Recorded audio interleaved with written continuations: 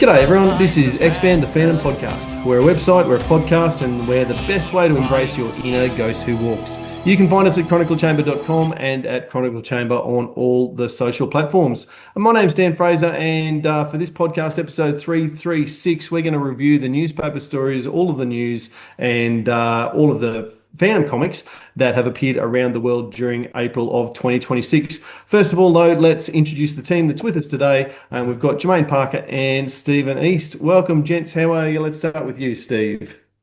I'm doing all right, Dan. Except I couldn't find my Phantom shirt this afternoon. I have to do after the podcast to go straight into the chest of drawers, but I just couldn't find it. Must have slipped around the back.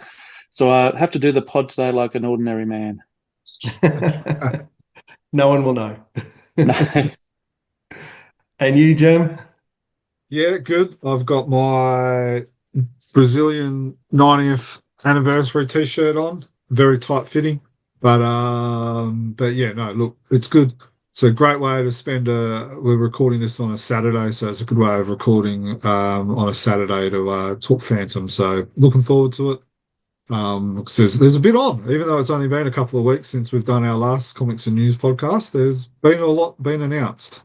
There is, and I do love seeing you in the 90th birthday shirt because, well, it's nice to see someone in the Phantom universe recognise that it's the 90th birthday this year. We're not seeing too much of it, but that might be a story for another day. Well, we've got some news about that, but yes. All right. Well, as we do with these comics and news podcasts, we're going to start with having a look at the newspaper comics. And since we spoke last for the March comics and news, the daily story has wrapped up. So that was daily 269. So let's talk about the conclusion of the Muckmen of Zamadi River. Steve, can you give us a bit of a rundown on how the story wrapped up? Right, yeah. So the story concludes with Dai Luhan and Colonel Warrabu reporting to the unknown commander about their work in apprehending General Chuma on the Zamaridi River. Will the unknown commander applaud their initiative, or will both be unceremoniously court-martialed from the jungle patrol? Now, Jerm, I do realise that you were not happy with the way this all wrapped up. You wanted the book thrown at him, or at least at Dai. And it is worth saying that I did make my feelings about the way this story ended to Tony DePaul in an email. To be fair, he listened to the criticism. He didn't accept any of it, and he thought I was a little bit over harsh and stuff like that. And I did say that I think maybe he's gone a little bit woke in allowing this this behaviour to be acceptable in the Jungle Patrol. So, yeah, it was an interesting couple of emails. I don't think woke means allowing people to be, was it insubordinate? It's just standing up for people's rights. Does she have the right to have any rights with the way she behaved? Mate, as Tony even told you, that the defence wouldn't have to be even half as clever as Tom Cruise in A Few Good Men to get Dai Luhan acquitted.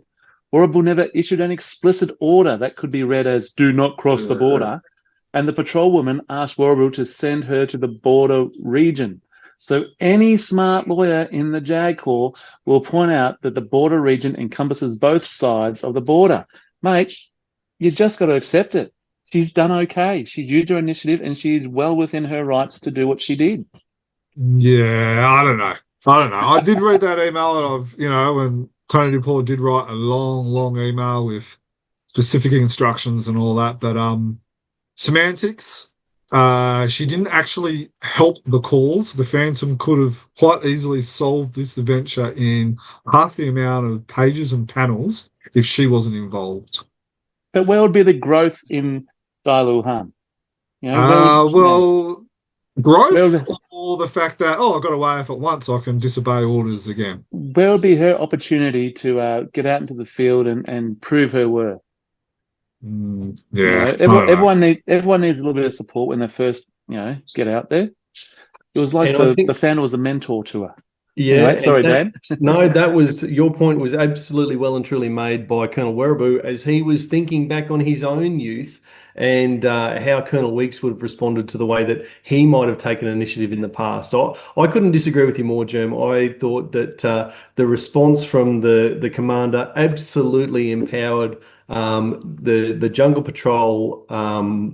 Officers taking initiative and going forward and actually making the play, so to speak, not just sitting back and waiting for someone back in head office to make orders, but actually going out and getting things done. So it's what Colonel Werribee would have done as a young fella. Colonel Weeks would have supported him in it, and it's what the Phantom would do. So why would you not want your Jungle Patrol officers doing the same thing?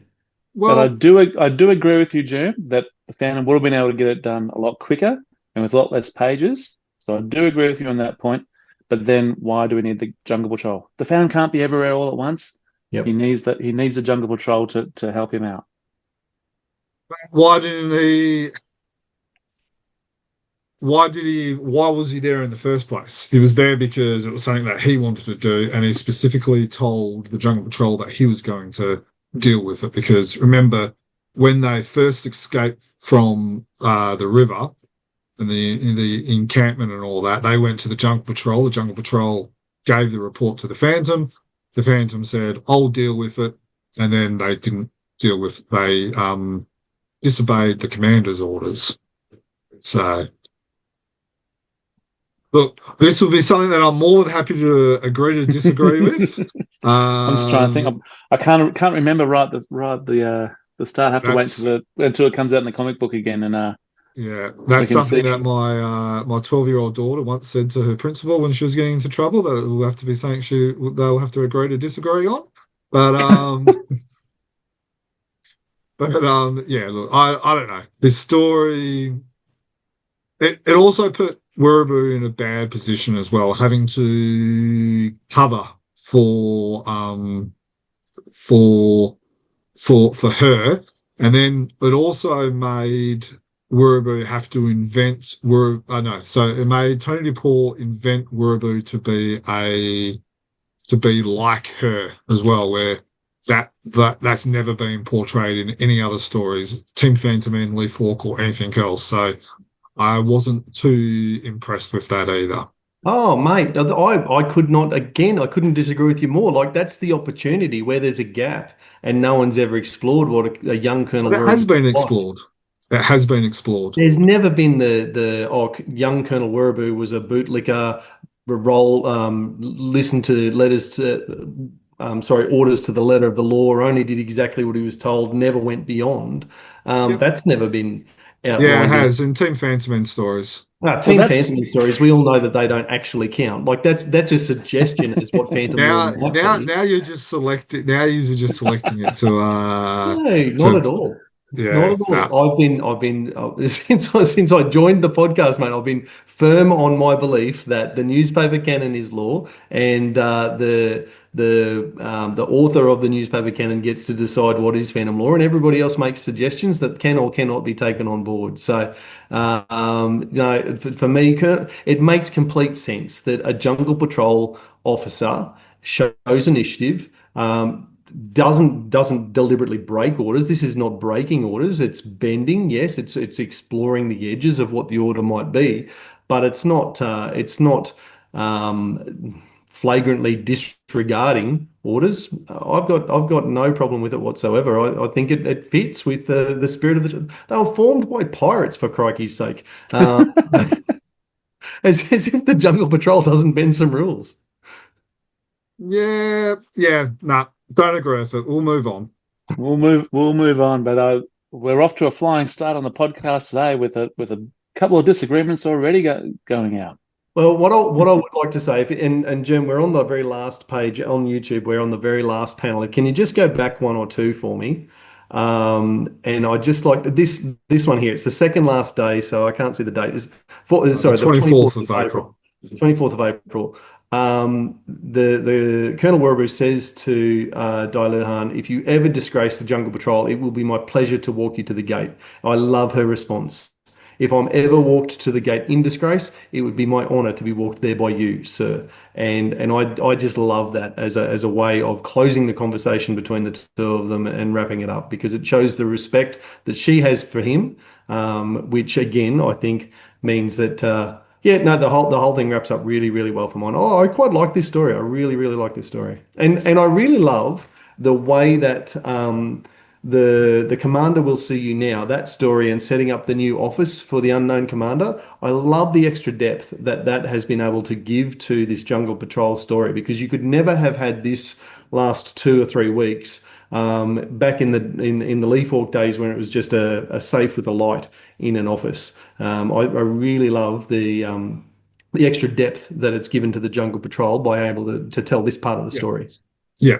You could have had that by when he made them go out into, like, the Monument. Jungle Patrol monument and stuff like that. So that avenue was there, but you're right in that having the office allows a deeper relationship between the unknown commander and the patrol. So it does do that. So I will agree with you there, but everything else so far I've disagreed with you. And there was another line just on that. There was another line from Dylan Hahn around the idea of I love talking to you, but I hate the idea of being in this office. Something like that. About a week, 2 weeks before the end of the story, I'm really intimidated by being in this office. So I thought that was pretty cool too. All right, well, let's stick with the dailies, because that was about 2 weeks into the last month. We're about 2 weeks into daily 270 now. All right, so the Grudge Daily 270. Gee, doesn't this start with a bang? It brings back the Nomad. We've got a mysterious alien mask, or maybe alien, someone flying out of Washington, D.C., who has bought and paid for the Nomad's pardon, and has shanghaied him against his will into the next Phantom adventure. I can't wait to see where this goes. I can't wait to see Heloise's reaction. This bloke that she chin kicked at 30,000 feet is suddenly back in play. Now, what are we thinking about the name of the alien masked dude? Well, I'm glad you brought that up, Jem, because when I read it, his name was Ignis Vindicta, and I thought, well, that sounds interesting. Yeah, Could not it a be could it be another anagram? I think he's used those in the past, and my brain went to Harry Potter, and I am Lord Voldemort is an anagram. But I thought, no, it's kind of sounding a bit Latin. How a lot of Harry Potter spells are kind of like a pigeon Latin, if you like. So I typed it into the old Google Translate, and Ignis Vindicta is fire of vengeance in Latin. in Latin. There you go. We are well aware that Tony doesn't make up these names for, there's always a reason behind it. It's not something that is just pulled out.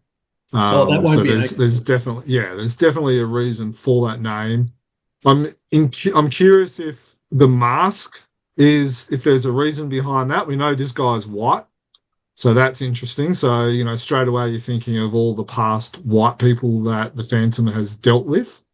But yeah, I must admit, I'm not really sure where we're going with this story yet, but it's interesting. It's got me intrigued so far. Well, straight away I've gone to that. What's his name? Ian Mollusk or Mollusk? Yes, Ian Mollusk. Yep, he liked the sci-fi type stuff. He wanted to go land on the moon and what have you. Wants to be a law unto himself, and Yeah, that's a good call out. And because he wants vengeance on the Phantom. Well, he doesn't. He doesn't actually know. Maybe he does know it's the Phantom, or he knows that Sahara's had some sort of dealings with this mysterious purple fella in the jungle. And I do like, and I see it's up on the screen at the moment, how there's this like a little bit of bleeding from one story into the next, where the cook and the helpers, I guess, are receiving the medals of was it freedom or something like that? Yeah, out of the Muckman of Zumadi River story, the civilians. Yeah, Medal of Freedom. Yeah. And the Phantom, he's just helping in the shadows, helping these guys to really, fulfill their potential, whether they be chefs or captives or, Jungle Patrol winner.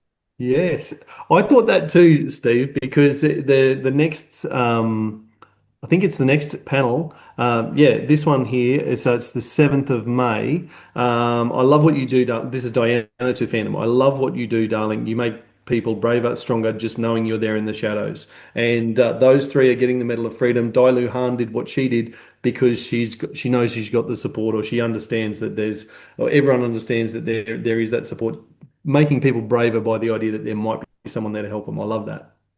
Mm. Isn't that I like thought, any workplace? You got people with more experience, more skills, helping those people along. Like, Mm. otherwise, what happens to, like, I'm just thinking about our profession, Dan, in teaching. You've always got these young teachers who come in and, all of a sudden their head's spinning because they realize what they've got themselves into, and they need experience to help guide them along and figure out what they're doing and how best to do things. 100%. Yep. Yep. the one thing I really did like, I like the communication, the chatter with Diana and the Phantom on the 6th, 7th, and 8th. So I did quite like that.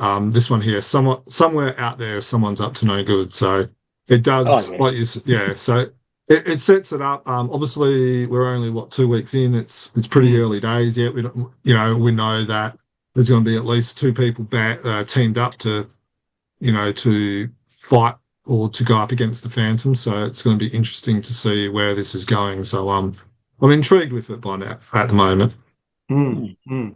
What are your thoughts? And we need to delve a little bit political because the comic has I made mention of the your freedom is bought and paid for. There's actually, Tony and Mike Manley are not shying away from the fact that this is a direct like a very direct mention of the current political climate in the world. I actually recognize, believe it or not, I saw this panel on whatever it was date, and I recognized the signature first. Believe it or not, I recognized the signature first. I thought, gee, that's bold that they've gone so close to the signature. And then you read the whole thing, and the pardon that the alien or whoever it is holding up actually says Donald J. Trump, President of the United States, and it's got the signature at the bottom. And the alien says your pardon has been bought and paid for. Like this is straight up and down political commentary from the Phantom creative team. It's interesting you say that, Dan, because I saw the slip, the letter, of course, and saw the signature. I thought that looks very, very familiar, Yes. but I hadn't blown the panel up like we just did then to read. Oh, it is Donald J. Trump. It is. It's not even pretending that it might be a loose association. It's named. Yeah, you can pay for it. You can play with it.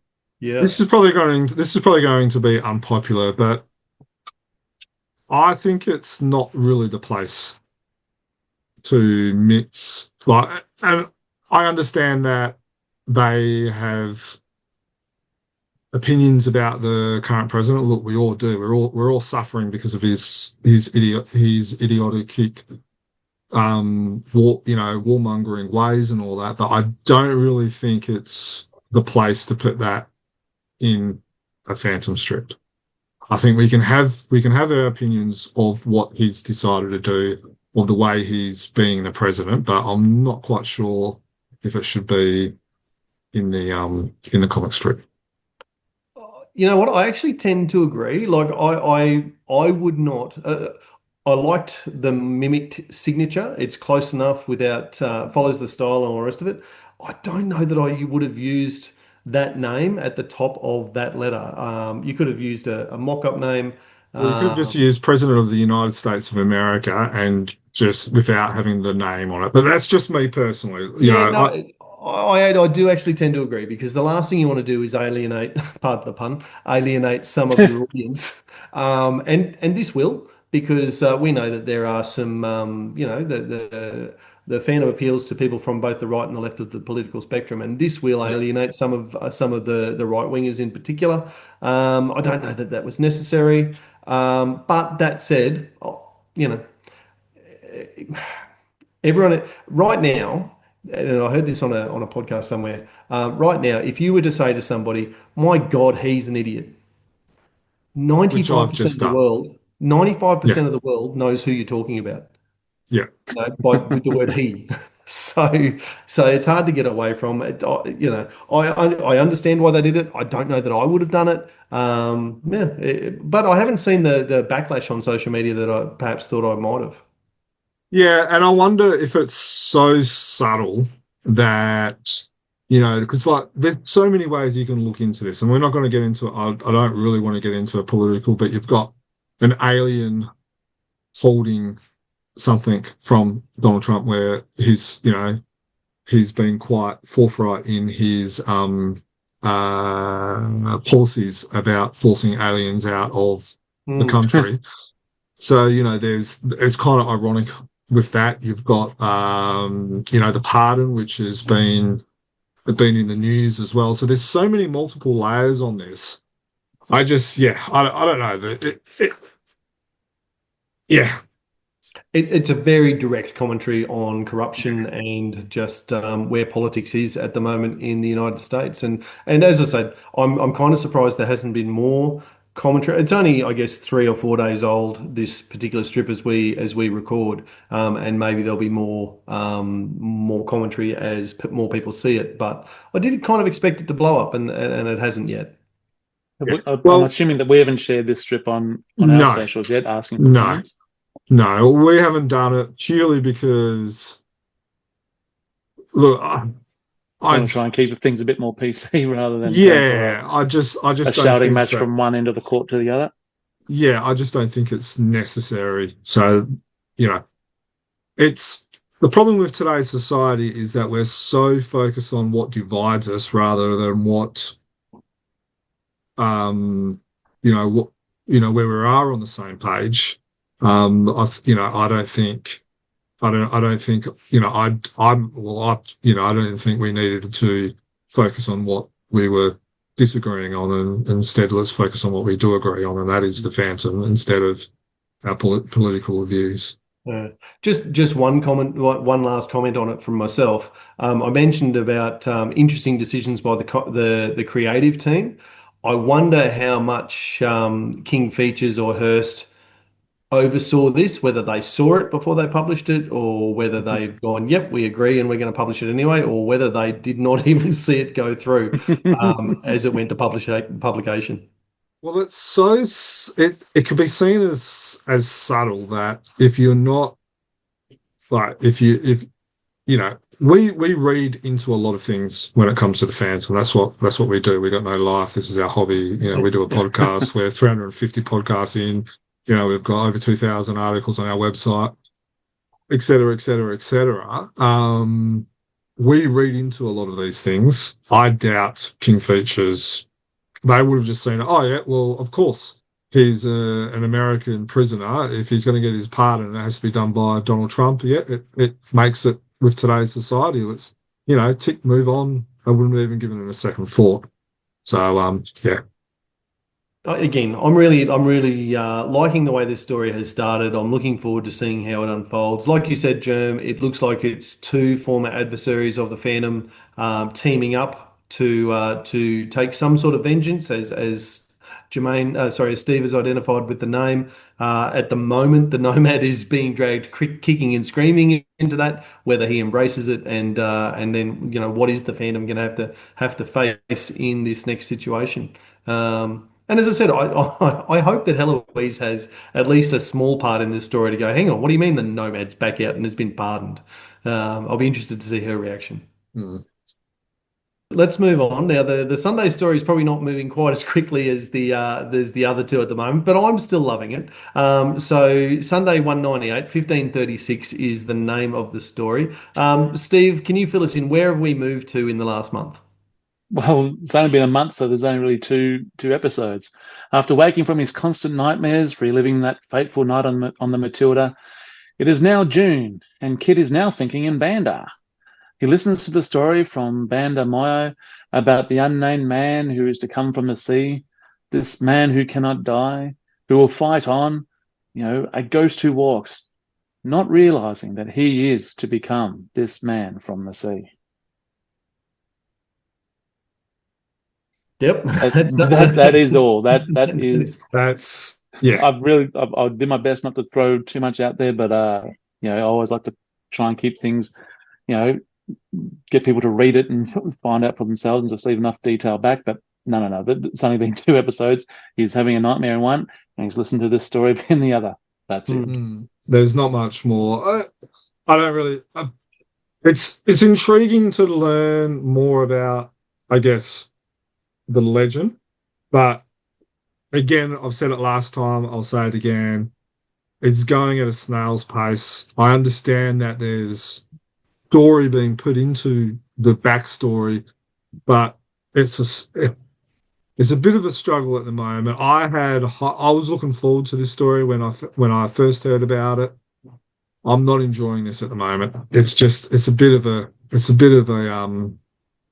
struggle. Yeah, I don't mind it. I'm enjoying, the drip feeding of this information, and it has to be drip fed. It's a week at a time. Yeah, does it have to be drip fed? It's a once a week story. It's once a week story, and like we had a good couple of weeks there of action panels. No doubt it was in the dream or in the nightmare, but also what I missed in the little synopsis there was that Tony has answered the question, what does Banda Moyo mean? That's all come to it now. So once I think it's now gearing up, this man who cannot die, who's going to walk and stand up for truth and justice and all the rest of it. I think that an adventure isn't too far off now. Whether it's with who are the people, the giants or whoever they're called, Wasaka. Yeah. So whether something's about to happen, I don't think it's too far off now, Jim. Just be patient. Hopefully. I did find this intriguing. You've got this. I'm assuming the Banda Moyo's partner, the chief or whoever it is carving what looks like to be a little statue or carving of the Phantom. But yeah, I don't know. I hope something starts to happen because it's a bit slow at the moment. Yeah, I'm more in Steve's camp, to be honest. Like there has been a lot of action in this story when the amount of times that we've gone back to see what happened on the pirate ship. Yeah, but we've had that dream over like 3 or 4 weeks. That's a month. That's 2 close pages. to a month. It's 2 pages in a comic book. Yeah. But it's not a comic book. It's a Sunday story. It's not a comic book. It's a Sunday story. First of all, it's a Sunday story. Yeah, yep. And I really, I don't like the idea that we've got to race through these stories and get them as finished as quickly as possible so we can get to the next one. Let's just enjoy the story. Let's let it unfold. But it's hard to enjoy it if nothing's happening.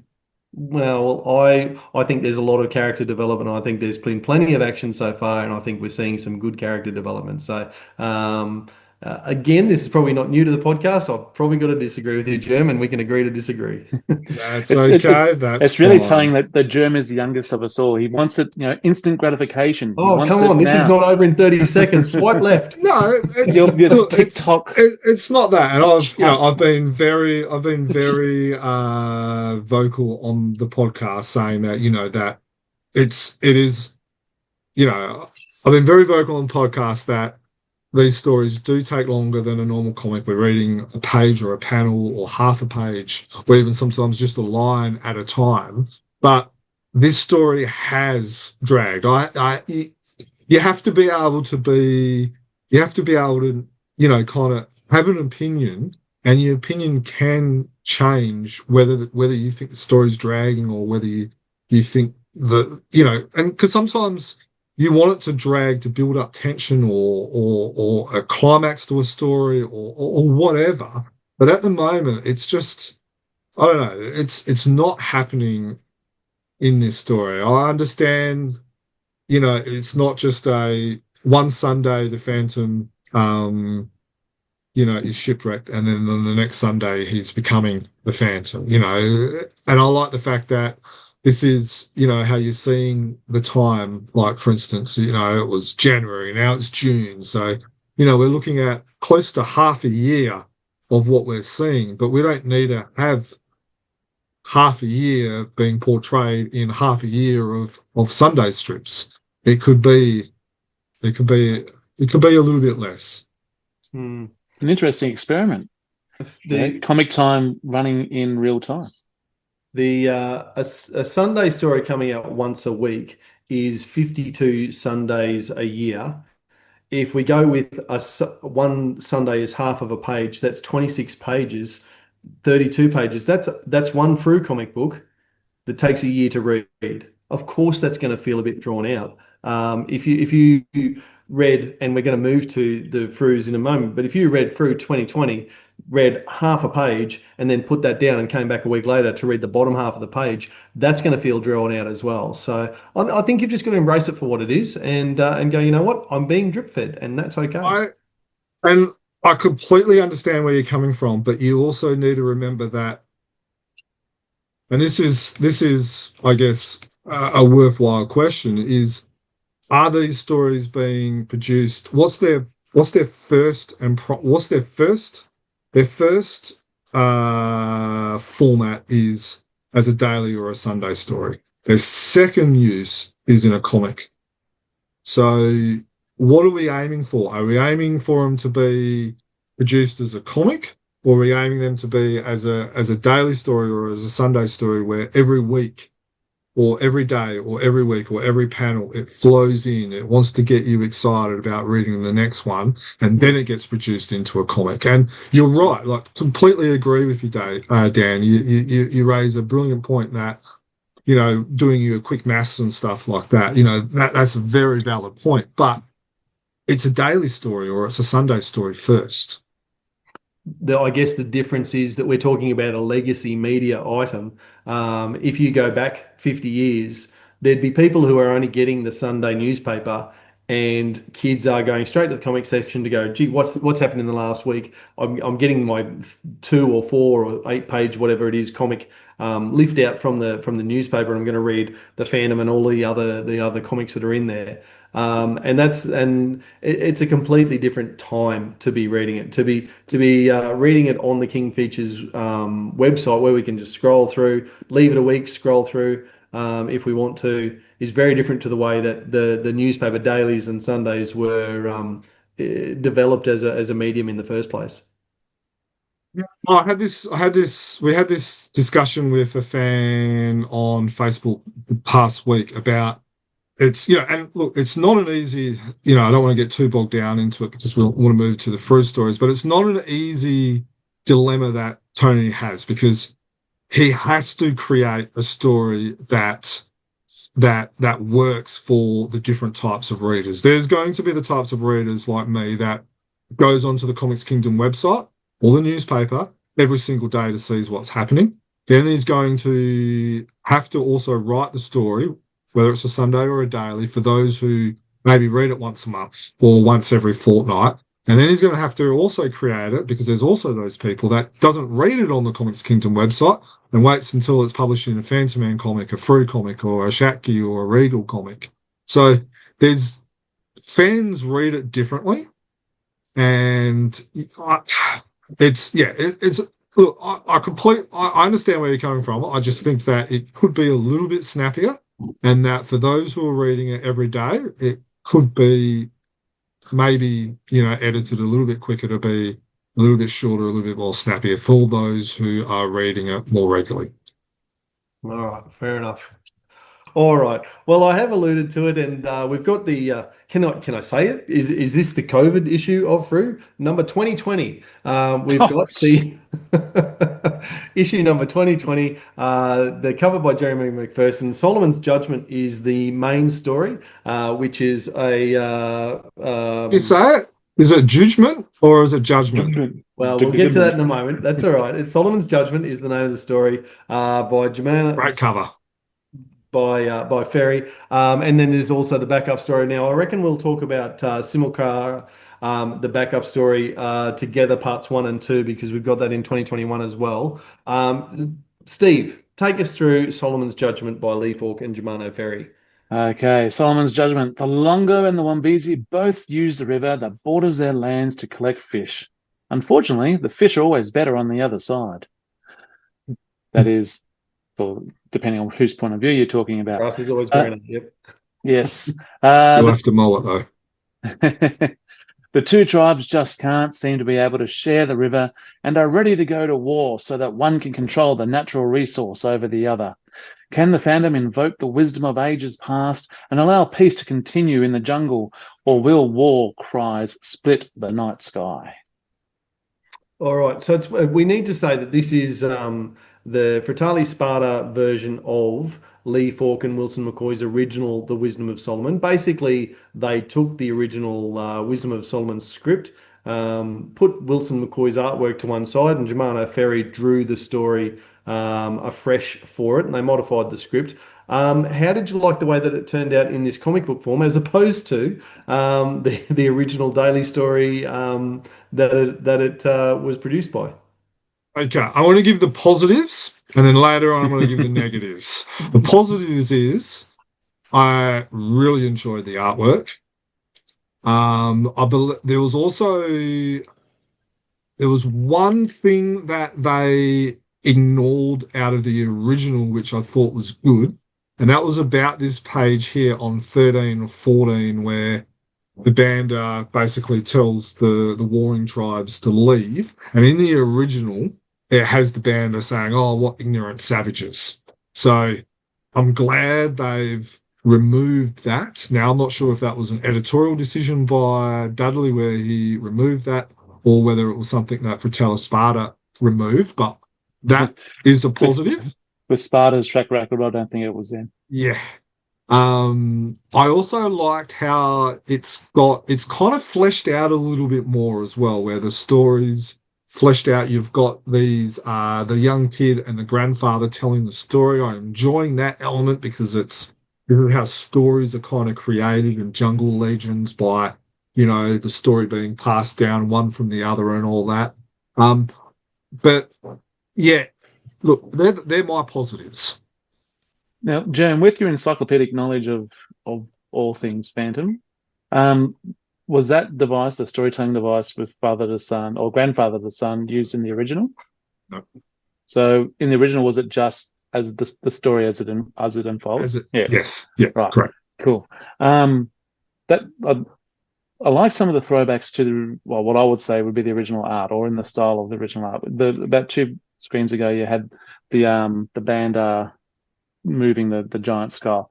Yeah, and I just thought that looked like, the traditional way that the art was done back in the newspaper strip. That just looked like The real McCoy. So the real McCoy, if you like. Whether it is or not, I don't know the other one to compare it to. I got hung up on a few little things. Like it's the grandfather telling the grandson the story and all this sort of stuff. And the grandfather at this time was in his peak, in his prime. He was a young man, but the Phantom is the same. It's the Phantom and Garan and the Phantom on Hero. It's all this type of stuff. It should have been, either 20 or 19. So Garan shouldn't have been there. Shouldn't have been Hero. And I got caught up on those little tidbits. Yeah. And then there's also, how could he know what the Phantom's saying or he explains that the Phantom he says that the Phantom told him later. Yeah. So there was so I agree with that, but that wasn't it was. Dan, do you have anything to say before I go into the negatives? Sorry. Go into the negatives. Look, I enjoyed this reinterpretation. I liked there were some problems with the grandfather telling his grandson the story. It's similar to what Steve's going on about there, about how would he have known, and what we are seeing as Phantom readers, we're used to, I guess, peeking behind the curtain about how all of the things were done. How did the grandfather get this insight behind the curtain to tell his grandson about what was going on behind the curtain? And is that really what the Phantom would want in terms of the mythology behind what has occurred there?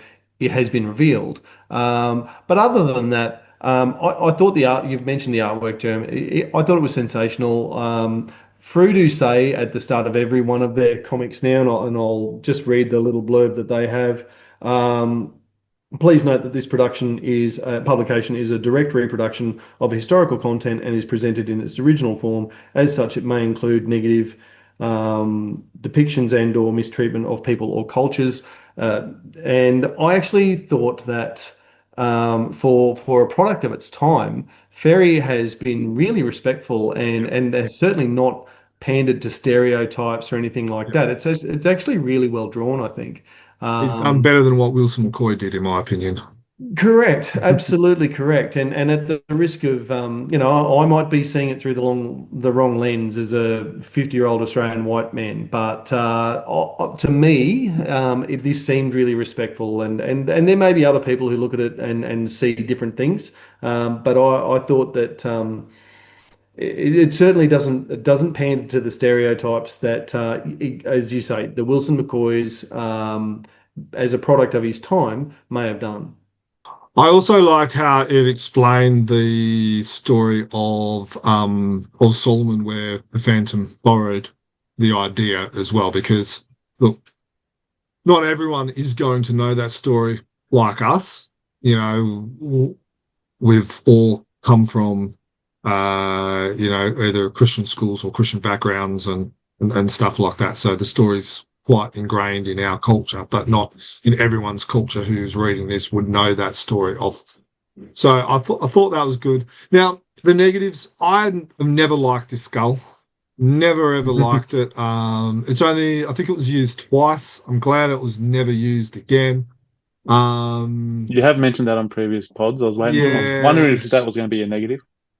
Yeah, and it went on a bit. The story, I don't know, it was just I think they're again, sensing a trend. yeah, and I don't know, maybe I'm just getting grumpier or whatever, but it just, I don't know. Maybe it was because I already knew what the story was, but the artwork only carried my interest for so long, and then it was like, and then I kind of found myself enjoying the artwork and not enjoying the story because didn't really ever like the story anyway. I always thought, if Tony DePaul was ever going to retcon a story and strike it from the Leaf Fork existence, this story would have been more up. I would have preferred he did this, remove this story than the Chained. So I just, yeah. Look, am I glad that I've seen it? Yes, but I would have probably preferred if this was included in a giant size or a Phantom's World rather than a regular Frew story. Frew are putting out a Phantom comic once a fortnight. Not everything is going to be an absolute hit. I think that the way that they've packaged this up, and you've gone back to the covers now, the way they've packaged this up with Jeremy McPherson's art, and the rear cover has got the your hated large skull with the Phantom standing on top of it. Which is quite a striking image. Yes, he's done a great job with the depiction of that. Agree.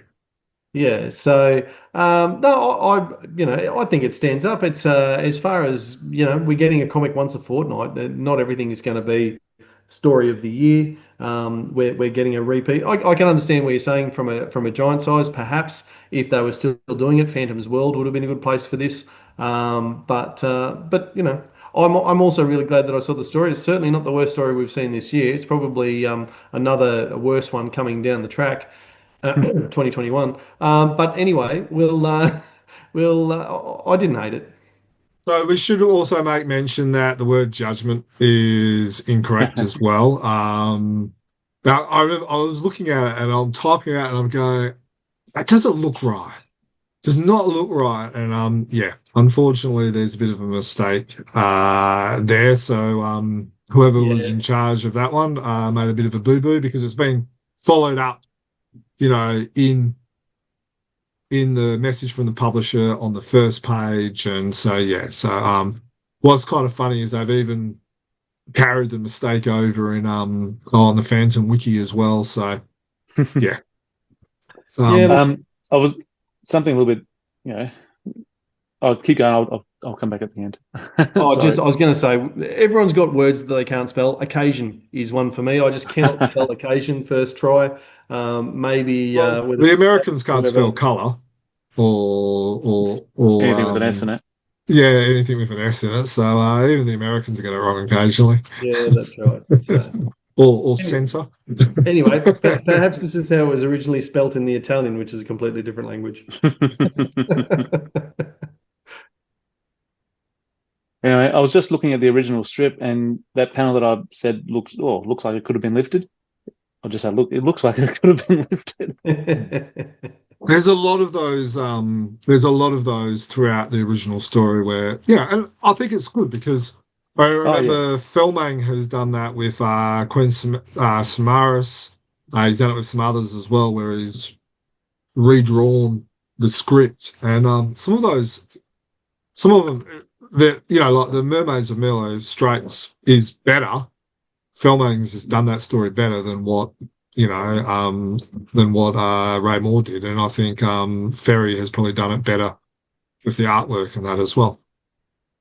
Cool. All right. So, Simulacra Part 1 and 2 was across 2020 and 2021. So let's move straight to the Totem of Evil, which appeared in Frew 2021. There we are. You'll see that mine's got a barcode on it because my subscriber edition did not arrive. And while Jerm scanned it and sent it through, I was like, no, I really want the experience of reading it in hardcover. Do you feel after reading the story, do you feel ripped off that you had to like buy it twice? It's $4.85. I'm not getting back. I'll tell you that. and it might be worth noting that today's synopsis isn't written by me, and it comes to you from Jermayn because, as I said in our little comments, it didn't. Well, actually, Jermayn was the only one who received their subscriber copy on time. Well, no, not on time. Not on time. The same week before we recorded, so it was still same week. Either way, you've got it. We don't. And I was trying to look at the scan and that sort of stuff, and I thought, knowing what you've already said and what Dan's alluded to, and I'll wait till the comic arrives and I'll read it in my own time, but I'll listen to what Jerm has to say about this. I can read it if you like. So, Jerm, why don't you give us your synopsis then of The Totem of Evil by Jean Boy? All right. So, a mysterious totem appears in the deep wood that is supposed to be heavily guarded and secretive. The Phantom does not give a stuff and runs around the jungle trying to solve multiple other mysteries at once, while having a smooch session with his on and off again lady on the side, Sandal Singh. However, no one seems to know where this fits in the timetable of before or after she has had her son. Back to the totem. The Banda forget they are the most fearsome tribes people in Bengala and easily get overrun and captured by the Singh pirates. Will Gran get back to sleep? Will the Phantom solve multiple mysteries? And why on earth did the Singh pirates use a totem as their Trojan horse? Well, that's probably less objective than Steve's typical synopsis. Yes. Judging by that, it does not seem like a story that I'd be rushing out to pay twice for. No. Look, I really wanted to read Simulacra, which was and I'm not disappointed that I saw that in hard copy. We'll get to that story in a moment. I think you've been a little bit harsh there, Jerm. I don't like you've said there that the Phantom goes off to have a smooch session with Sandal Singh. Again, he didn't ask for that. This is very typical of their relationship where she takes advantage of him while he's unconscious. Spoiler, Steve, there is a kryptonite moment for the Phantom where he gets knocked on the back of the head. I was trying to think of how I could put that into the story, into my synopsis for you. Like, solves multiple mysteries while suffering concussion from another whack on the head or something like that. But I didn't end up putting that one in. Sorry, mate. No, and again, literally as he walks into trouble, bang on the back of the head, doesn't even see it coming. So it's right there on the screen now that I'm looking at it. yeah. It's very early in the piece. Look, it's not a great story in terms of the beats of the plot and the way that it moves. I think it's got potential. I genuinely think it's got potential. It just hasn't been handled particularly well. There's just too much going on, trying to squeeze too many things into it. And the film literally goes from one side of the country to the other and back again and then back again inside these 26 pages or whatever it is. So, not a great story, but the artwork is pretty spectacular. I was about to say, just looking at what's there without reading it, the artwork looks awesome. Mm.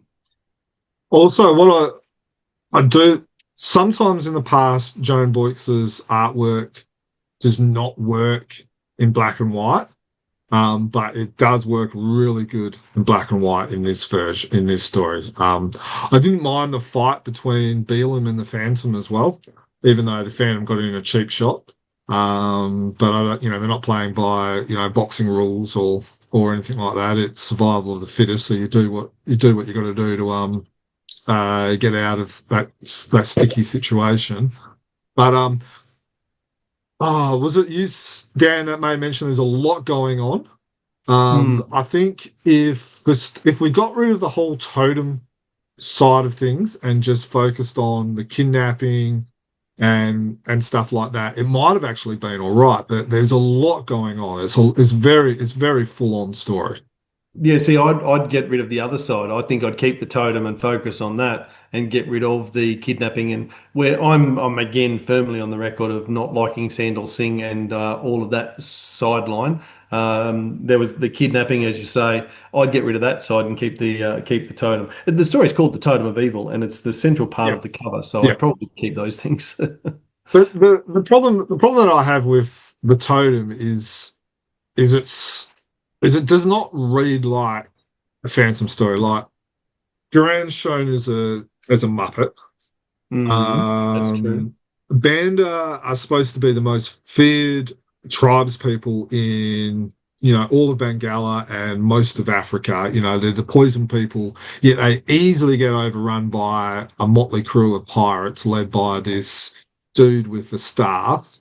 It does not read like these are not the Banda that is supposed to be, secretive and you, Yeah. you know, you, and then what overnight the pirates can put up a totem pole. How on earth does a totem pole that can hold what 20, 30 pirates be It's a placed ridiculous number of over pirates who are hiding in this totem pole. when like and it's not like it's in the middle of the jungle somewhere. It's smack bang in the middle between the Banda village and the Skull Cave. Oh, It it's come under the just waterfall somehow. Yeah. Yeah, it just, and then like for instance, later on you see that the over here on page 17 where the Phantom comes across the guys on trucks and all that. What happened to the Phantom has 1,000 eyes and 1,000 ears, where like you would need a Franacrane or something like that to be able to put up this totem pole. Surely the Banda would be able to spot that coming through the waterfall. It just has so many holes in it.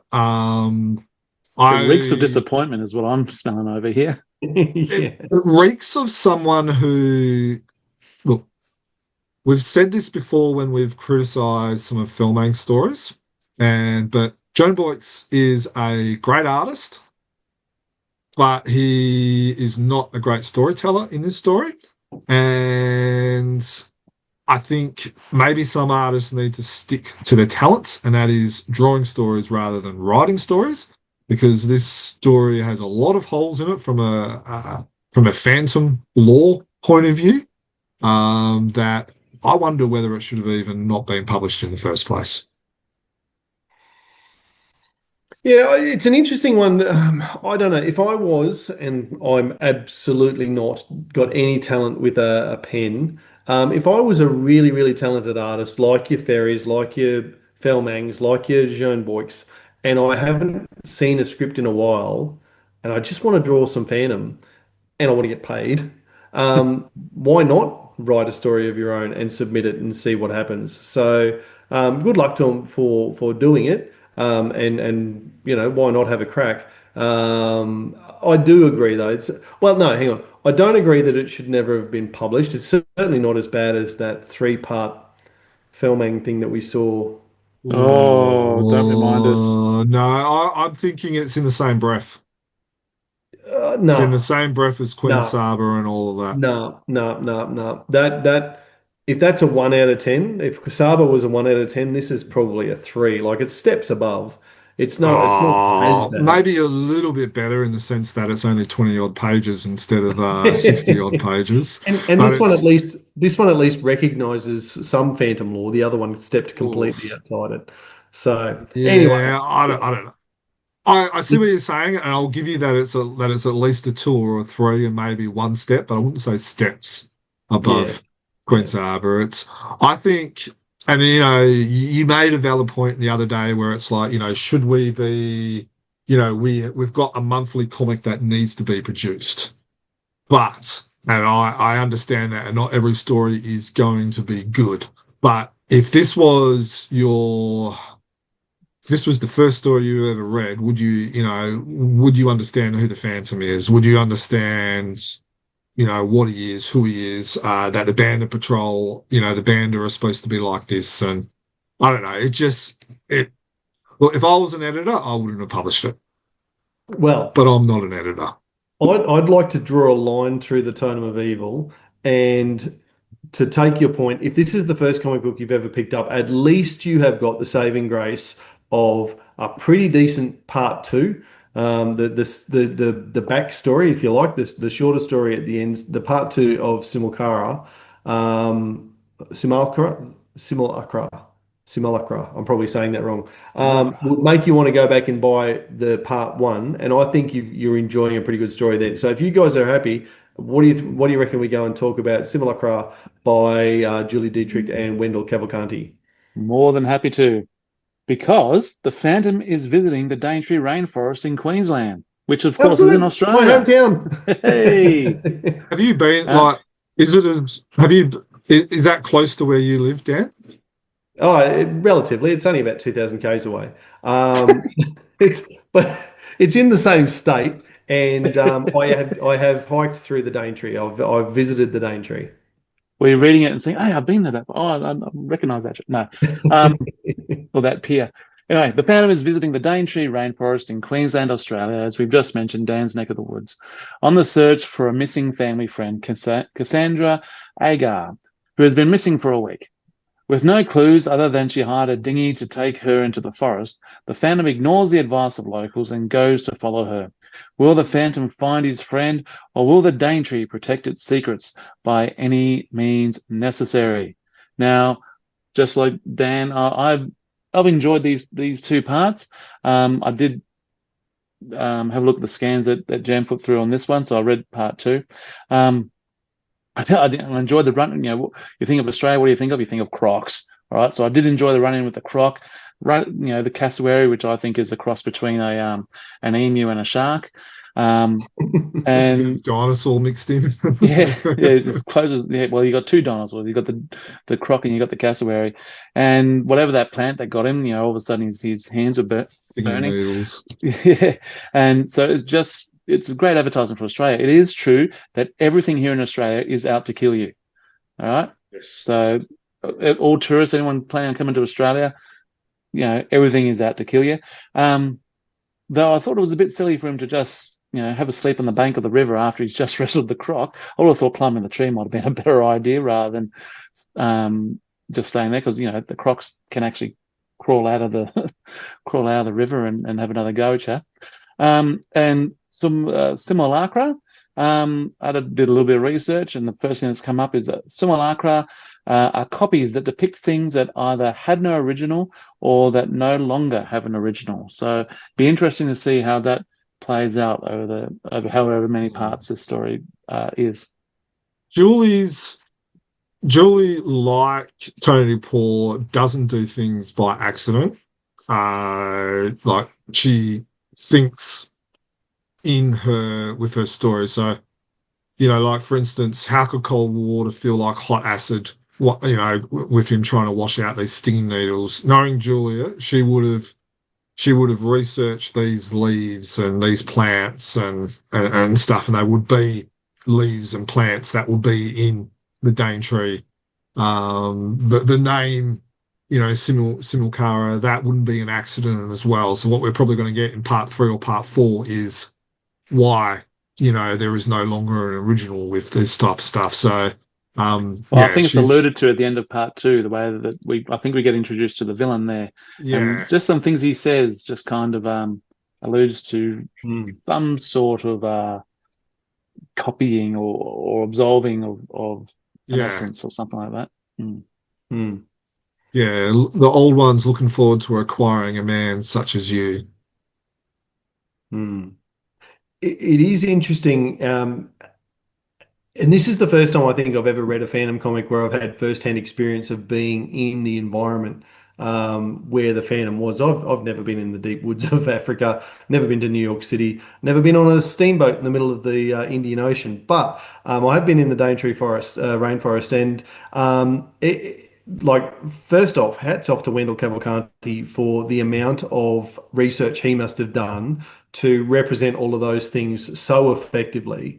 You talked about the cassowary being a cross between what'd you say, an emu and a An emu shark. and a shark. An emu and a That's shark. that's That's what a cassowary is. it's so brilliant. And I reckon if you're going to read this and you're from overseas, if you've never heard of a cassowary, you're probably looking at that going, well, this is a made up thing. This is not a real No, thing.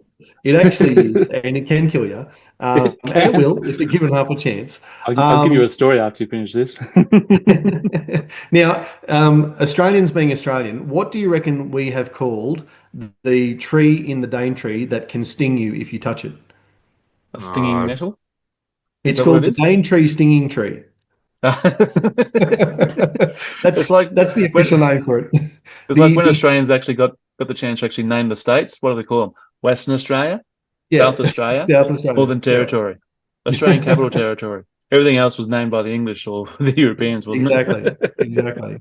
So the indigenous name for that tree is the Gympie Gympie, and it is really really nasty. Like every time you go into a place where it's got those trees, everybody, the rangers, everyone's do not touch this tree because it will, and it does exactly what is suggested there. You've only got to brush up against it, and you can feel that for days. So for the fan to get his hands deep into the leaves of that stinging plant, yeah, he's going to need to have that bound up by the first aid kit that he's fortunately found immediately after.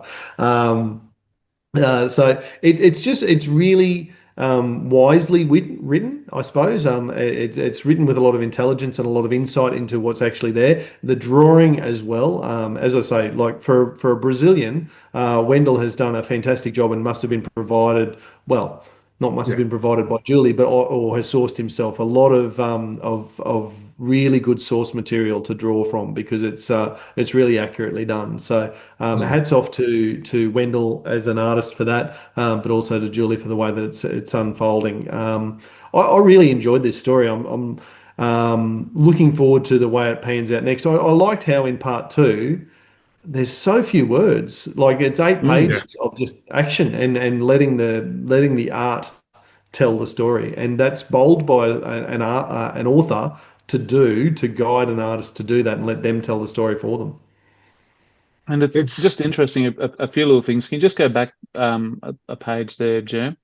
Um, so the in the top left-hand corner, that looks like a skull mark to me.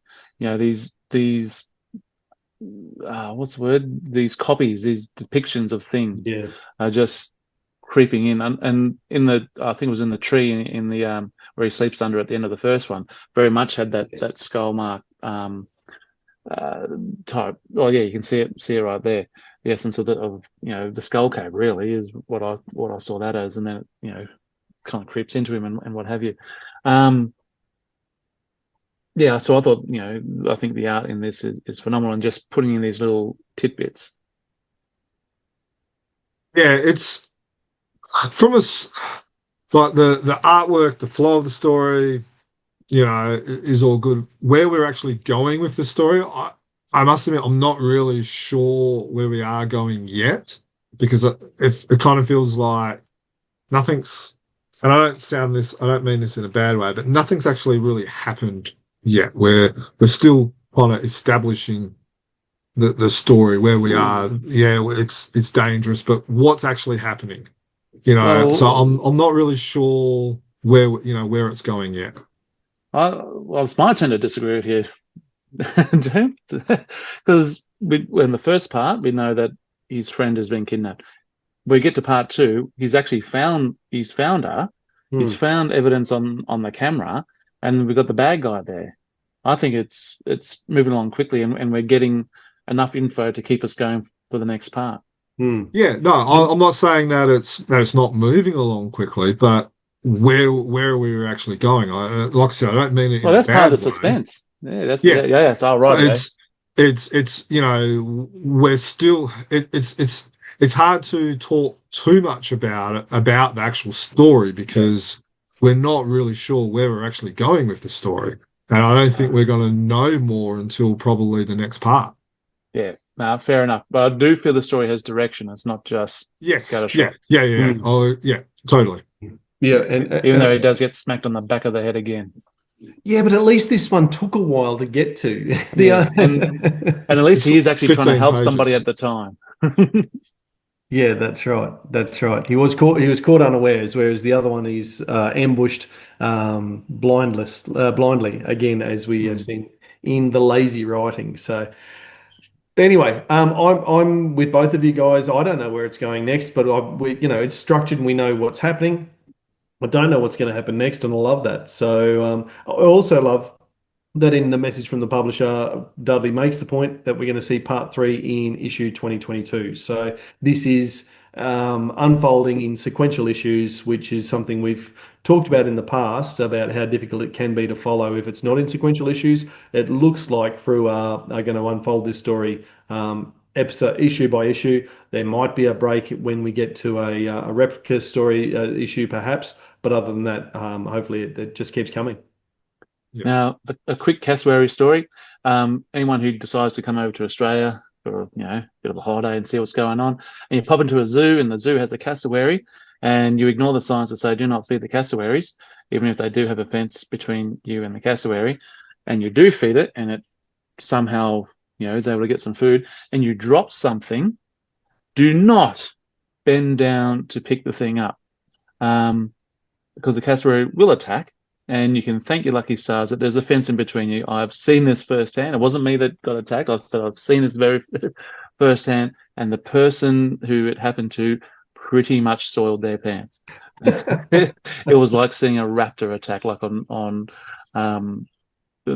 Jurassic Park or something. Park, it was incredible. Whoa! They were so happy that there was a chain link fence in between them. That's probably the best way to describe what they are, is like the raptors out of Jurassic Park. Yeah. They are a giant bush turkey that will kill you. And smile while they do it. All right. Looking forward to part 3 and part 4 and however long these parts are, but we probably need to park the Frews now, park the Australian comics, and we need to head overseas. We're going to hear now from Christian reviewing the comics from Germany. We're still chasing fans from Sweden, France, and Brazil. So if you can help us out by reviewing comics from those countries, we'd love to hear from you. Thank you. Welcome to Chronicle Chamber. My name is Chris. Today we have a look at Zauberstern Phantom Spezial number 8. It costs €8. We have 64 pages, full color, and we have 3 stories in it. The cover is from Luke McDonnell and Anthony Tollin. And we have das Liebesdreieck, das verlorene Königreich von Avaria, das dreckige halbe Dutzend, Teil 1, The Love Triangle, The Lost Kingdom of Avaria, and The Dirty Half Dozen Part 1. And like always, Zauberstern has a very nice printing quality. The colors are great. The text is sharp. I like the story very much. It's nice to read. I like the new, not so dark comics much more than the DC comics, but it's just my opinion. And we have Das verlorene Königreich von Avaria, The Lost Kingdom of Avaria. We have reprints in Australia, Brazil, Finland, India, Kenya, Norway, El Salvador, Sweden, Turkey, United States, in Venezuela, and it's Sunday Stories, 171, or the 171st story from Tony DePaul and Paul Ryan. Also a very cool story. And then we have the third story, some advertising. The Dirty Half Dozen, part 1. It's a 172nd Sunday story, again by Tony DePaul and Paul Ryan. And it's from March till September 2010. And we have reprints in Australia, Brazil, India, Kenya, Norway, El Salvador, Sweden, Turkey, United States, and Venezuela. And we have also printed the last side of the magazine, and number 9 is release date in May, and we have a new back cover. Today we have a look at Art 9 Comics, the Classics number 5. This time the book costs 25 euros. The other 4 books are at 21 euros. The side, the back cover, and Art 9 Comics will publish another series with the Sunday stories called Phantom the Legend. Then we have here some informations about the stories in this book, The Mysterious Girl and The Golden Circle. And some information that the Golden Circle has a German book as well, from Kelter Verlag, 1975. And we start with The Mysterious Girl, which is an awesome story. I like it very much. We have reprints in Argentina, Australia, Austria, Brazil, Canada, Estonia, Finland, France, Italy, New Zealand, Norway, the Philippines, Spain, Sweden, United States, and Yugoslavia. And Austria is this release. And they did always a very nice job. The paper is good, the printing is very sharp and nice.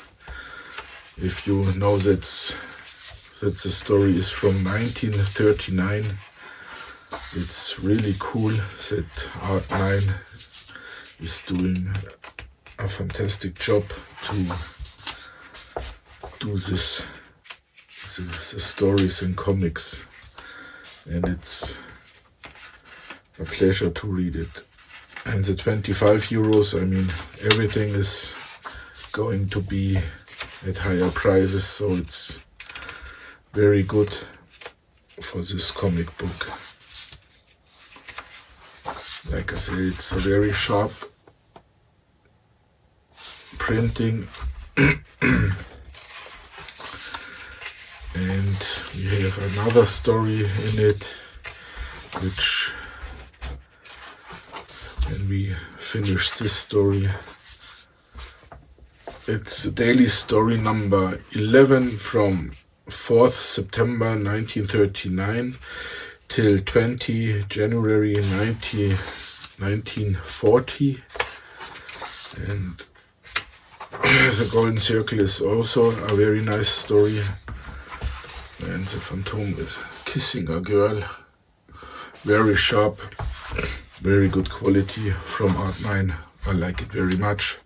We have reprints in Argentina, Australia, Brazil, Canada, Estonia, Finland, France, Italy, New Zealand, Norway, the Philippines, Spain, Sweden, United States, and the former Yugoslavia.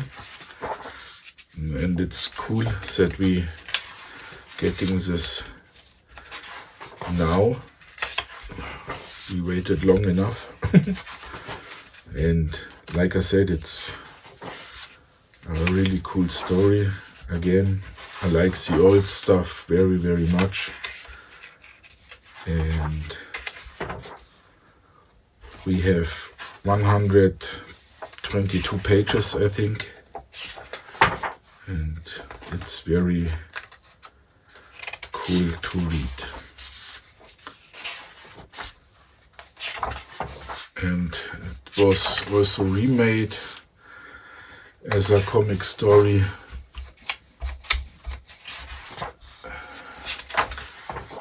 in the Golden Circle from the novel, and The Mystery of the Arrow Ring by Özkan Eralp. And we have some references in the Golden Circle by Julie Dietrich and Wendell Cavalcanti. And we are at the end now.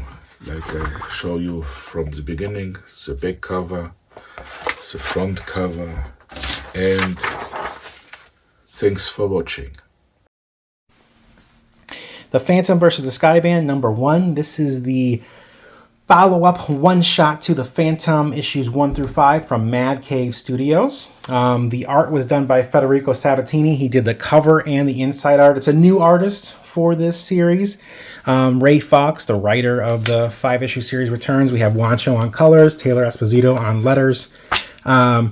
And this is a story with a lot of time jumps, but he starts off with Sala pointing a gun at the Phantom. They already know each other, you can see, because Phantom calls her by her name. She is a member of the Skyband.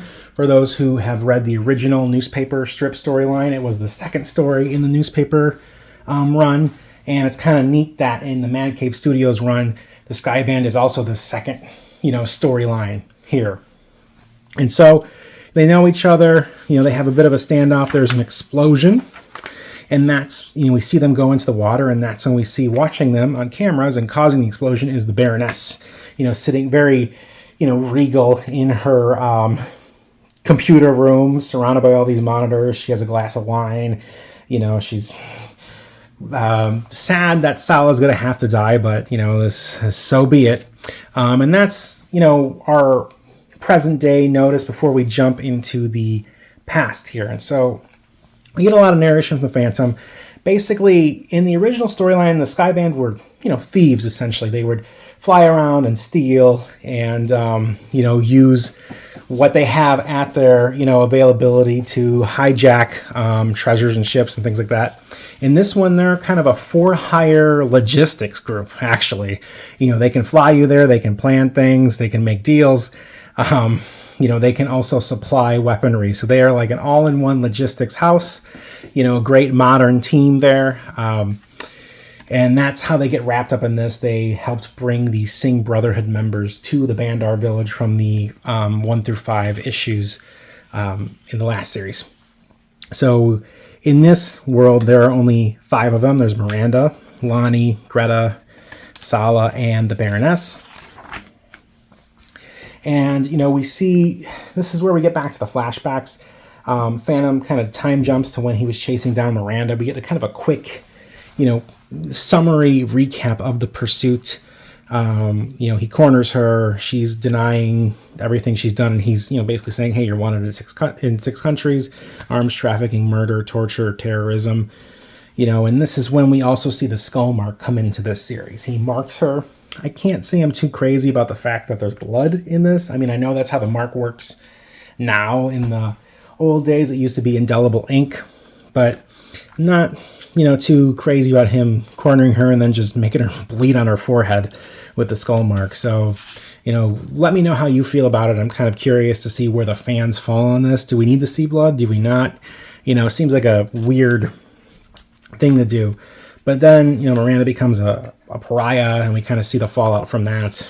Basically no one wants to hire her or help her. Cut back to the present. They're in the water trying to fight for their lives and escape, death, essentially. And then we cut to how Phantom found Lonnie on a remote airfield, got her to expend all her bullets before he closed in, and they have a little battle back and forth here.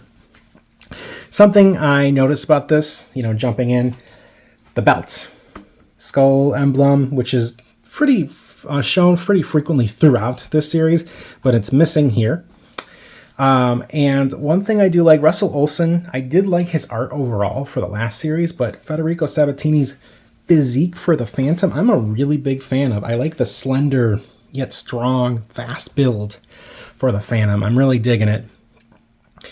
Something else too I wanted to mention is, depending on what your art style is, I feel like this is more of a anime art style here. You know, we have no backgrounds with the, you know, the lines, you know, showing how fast everything's going. We have this close up here that feels very anime to me, and that's something throughout here. It's not normally my jam, but I don't mind it necessarily either.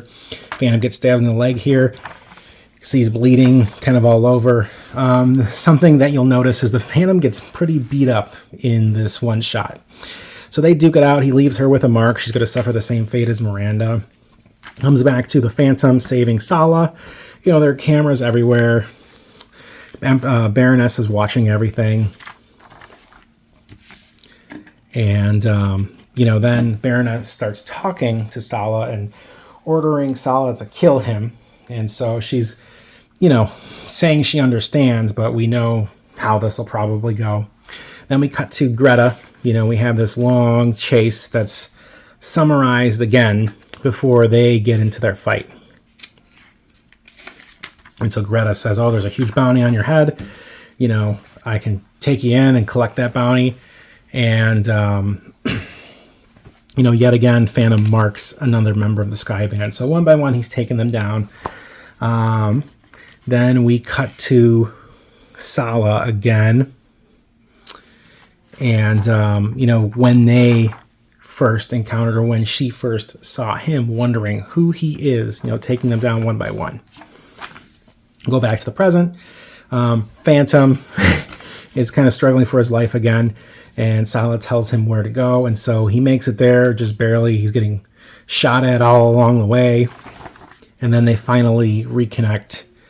And this is where we have a little bit of a reprieve here. You know, we have, you know, they're kind of on even terms now because Sala told Phantom where the passage was to get inside the mansion. And, you know, Phantom's trying to convince her to help him. And his way of convincing her is saying, you know, I'm going to win, right? You know, and so basically what Sala's kind of juggling with here is, in the original strip, one of the old-timey things that's not really in vogue anymore is like Sala and Baroness were both madly loving the Phantom and they were fighting over him. That's not the case here. You know, what we have here more so is the trade-off being Sala doesn't want to be marked for life and lose everything, you know, and that's what she's seen happen to everybody else. And so, you know, the Phantom's like, well, the reason why I marked them is Miranda secured the Bandar village job for the Sky Band, Lonnie supplied the Singh Brotherhood weapons, and Greta helped plan the raid. So he's like, well, what did you do? And so before they can really get an answer to that, there's an explosion. They're fighting for their lives again. And, you know, then they make their way into the mansion, and Phantom just so brazenly walks right in the front door to meet the Baroness. And so this, you know, we have our final encounter here, and she's holding, you know, some kind of device. It's probably a bomb. Something that's strange about the art here, we saw a little bit before, we saw the kind of the printed, the dotted, you know, coloring. It kind of comes and goes throughout this issue, and I can't understand why. For the statues, I think I kind of get it, but in other areas where it appears, I'm not quite certain why, you know, if it's some shadowing or something. This is actually my favorite panel right here because I love the design of the Phantom. I love the kind of sleek look he has, and the coloring to me is on point. Like, this is a beautiful looking issue from the coloring standpoint and for a lot of the art, but that one right there just draws me in. So, you know, Sala comes up to the Baroness, you know, stops her. Phantom jumps in, then they start battling it out, back and forth, and Sala, you know, is watching this. She grabs the device and hits it, and it, you know, shoots a bunch of stuff out at both of them, and so they're both injured, they're both bloody, you know, and this is when we learn about the mark. And I'm kind of curious to see what fans think about this, because Phantom says the reason why he marks people is that he met someone once, this assassin who was just killing people left and right. And so the Phantom marked him. and, to let everyone know that this guy was a horrible criminal, and nobody would associate with that guy after. So then years later, he catches up with that guy, and the guy thanks him. And so supposedly the mark in this case is to like a crime deterrent, essentially. So after that, Sala throws a first aid kit, and basically the deal is, hey, if you mark me, you're not going to get anything, but if you don't mark me, I'll be a pilot for you when you need me, when and where. And this is what I mean with the coloring, or the dotted art part here too. We have that again here. And again, there's just a couple panels where it shows up. I'm not quite sure. It kind of takes me out of it a little bit. And then we cut back to, a little bit of post-story ribbing with Diana here, just kind of cracking jokes, saying, well, it's a pretty brunette. Of course, you saved her. And the Phantom's like, there's only one woman for me. And so they have a little back and forth. She's talking about his wounds and how he needs to have some rest. And he's like, well, what if another crime happens? Or rapscallions, grave robbers, art thieves, vandals. And, Diana's like, no, you can't leave. And then the last one, pirates. And as we know, in June, we're getting the Phantom versus the Red Dragon pirates. Something I find interesting looking at these two pages right here. Down here it says Red Dragon Pirates. Up here it says versus the Red Dragons #1. Guys, we got to get on the same page. What are we calling them? Typically, they're called the Red Dragon Pirates. That's one of the terms that's most often used. Red Dragons is kind of the shorter, newer version, I guess, for this series. But did notice that. And overall, I'm kind of on the fence with this story. I enjoyed it well enough. It's not my favorite. The one thing I kind of wonder with the flashbacks that we keep getting, like here, I kind of wonder if this was originally intended as another mini-series, like another 3, 4, 5 issue storyline, and they chopped it down and condensed it to a one-shot. It's something I'm thinking about. I'm not sure. Let me know if you agree. But, overall, I think it's perfectly fine. I want to see how they play out the Red Dragon storyline. Or the Red Dragon Pirates, because that's a newer storyline compared to what they've been pulling from. And maybe, we'll see something cool there.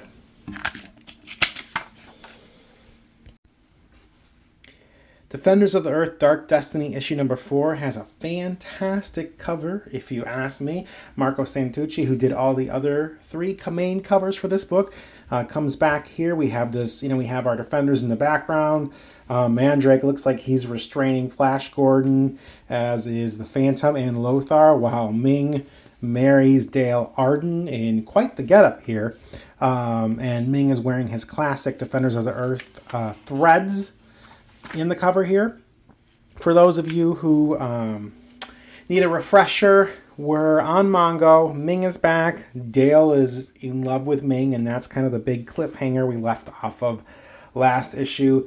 Vayok, who's been kind of fomenting rage and uniting the clans against Flash Gordon and trying to frame Flash Gordon, it has been revealed to be Octon, and he's running the show. And so Ming is now working with Dale and Flash, while the rest of our Defenders are going to battle against Vayok here, or Octon, whatever you want to call him.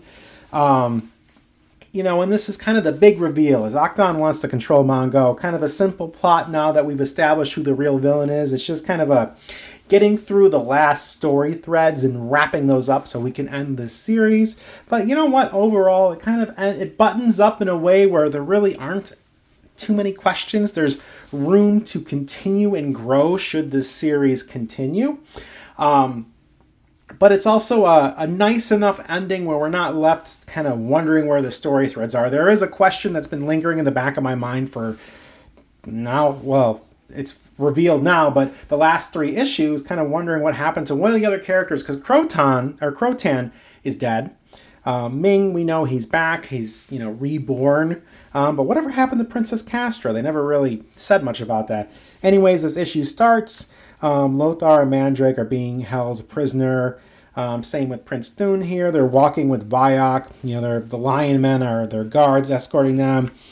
And Vayok, we had a big fight last issue where it turned out that Vayok is super strong and powerful. And so, we start off learning the big reveal of what his actual plan is outside of trying to frame Flash Gordon for destroying the planet. And he's got all these missiles. They were Ming's old arsenal. We got this Blood Wedding title where we could see that this was written by Dan DiDio with art by Alex Sanchez, colors by Wancho, letters by Carlos M. Manguel, and editing by Sarah Brunstadt. And all these giant missiles here where Vyak basically says, hey, Ming the Merciless is Inquisitor Ray. For those of you who don't know what that is, it's a way for him to kind of mind control people for a lesser extent. It's something that comes up a couple times in here, this issue, across various different ways. But these missiles have some kind of Inquisitor Ray-like technology to them where he's going to launch these all over the planet and mind control the whole planet to worship him. Kind of simple, but that's how Vyak's going to seize the planet. We get into, a little bit of back and forth with them. One of the things I love about the coloring in this issue is it looks like Wancho got to have a little fun with his coloring palette in terms of the backgrounds. There's a lot of blues and reds and some greens coming through at different points of this issue. I'm not super crazy about the penciling and, the actual art side. The coloring, though, I still love. And the story, ends well enough. But this is where we get a bit of a flashback. The coloring is a little more, faded and muted here. There's probably a better word for it. But this is where we learn that Octon, he came back with Princess Castra. At the end of the last series, they were running away. And, she's looking over these bodies they had frozen. There was Dale Arden's body. She's asking about this random body, which turns out to be Vyak that Octon has been growing. In this same room, Ming was supposed to be reborn as well. And we see that, it's kind of hard to tell because honestly, the way this is paneled, it looks like she just touches it and gets electrocuted and dies. Maybe that is what happened. It's kind of, I had to read this a couple times to fully understand because Octon's telling her, I prefer you don't touch it, and then she gets electrocuted right away. So did he trigger that? Because it seemed like he wanted her to die, and she did. And so that's the one thread I kind of go back and forth. Maybe you have an opinion on what truly happened here. But anyways, Princess Castra dies. Octon's alone. He regains his body, travels back to Mongo. Not regains his body, but he gains a body, travels back to Mongo, and, the rest is history. As this is going on, the defenders are gearing up for a fight. They're going to battle it out. They're kind of, jumping into action here. Phantom, Rick, and LJ and Jetta have arrived to kind of break this up and save Mandrake and Lothar here. And so, they're jumping in. They're going to fight. Prince Thune is going to battle his father. That's kind of one of the more emotional beats of the story. And this is what I'm talking about, too, with the coloring. We have the blues. We have the reds. I really appreciate that as the missile doors are opening. We have this red heat rising up into the blue sky. These are some of my favorite elements of this issue. Phantom's logo is still missing on his belt. That is pretty consistent throughout, as it's been with this whole series. I guess I should say emblem, I think is the more correct term. But, we have this big battle here.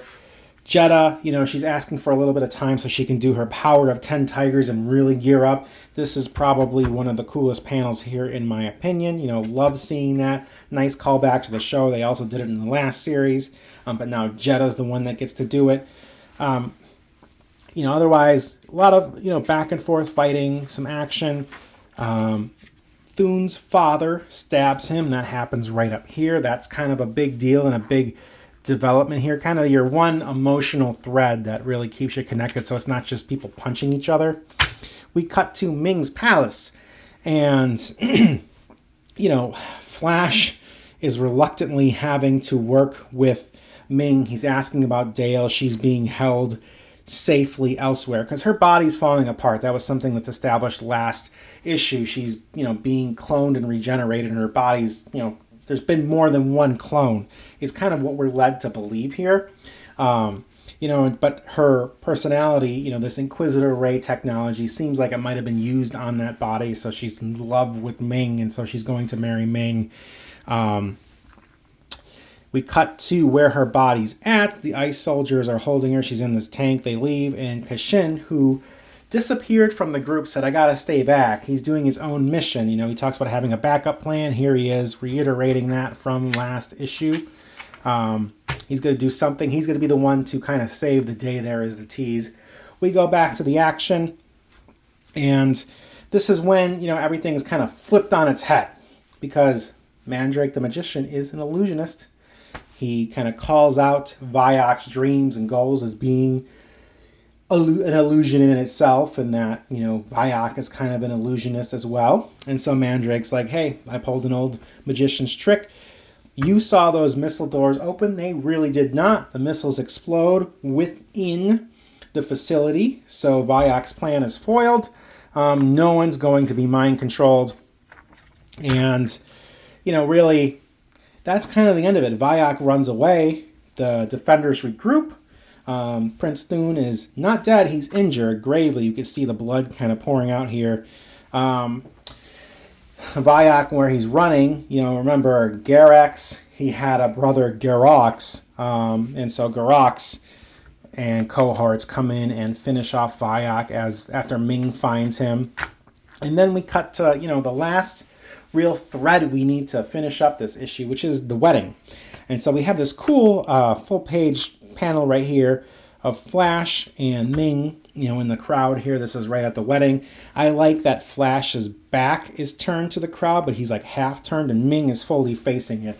It's because, you know, Flash is, you know, kind of dreading this. This is something he doesn't want happen. We have a lot of conversation here about this. Shakara's with a delegation of ambassadors from Earth trying to make peace with Mongo. She has a little brief conversation with Lothar about it. She wants to talk to LJ as well, is something we learn. Flash and Rick talk about Dale, and Flash basically says, hey, I don't want to cause calamity on Mongo yet again. I'm just going to have to let what will be, you know, be. You know, so if Dale is going to marry Ming, you know, Flash Gordon's kind of resigned to it. And then we also get the clue about Kashin, because people ask about him, and Mandrake's like, well, Flash said he never saw him, even though Kashin said he's staying back with Flash.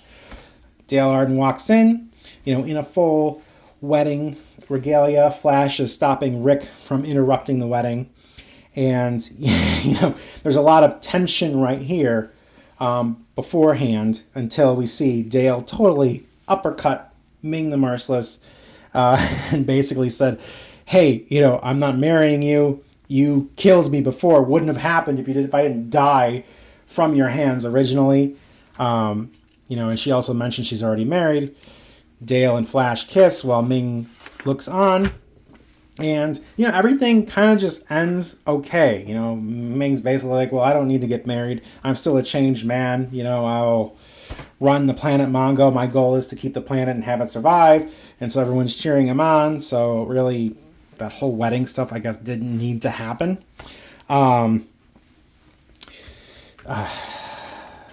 Group reunites. And really, we get to, well, what happened with Kashin. Kashin fills in that he went in there, he downloaded Dale's spirit, which was in the computer, Dynatech, I think it was, or Dynax, sorry, excuse me, and then uploaded it into where her body was to reunite body and spirit, which is why the body kept degrading and falling apart.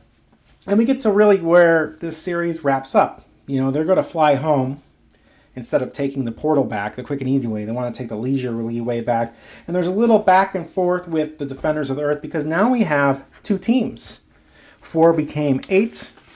And where we end up, really, is that Shakara's here because, and she wanted to talk to LJ because they're setting up a new delegation. So LJ, Rick, Jeddah, and Kashin are going to stay on Mongo and kind of watch over and make sure Ming doesn't go back to his shady ways, because he still is Ming the Merciless at the end of the day.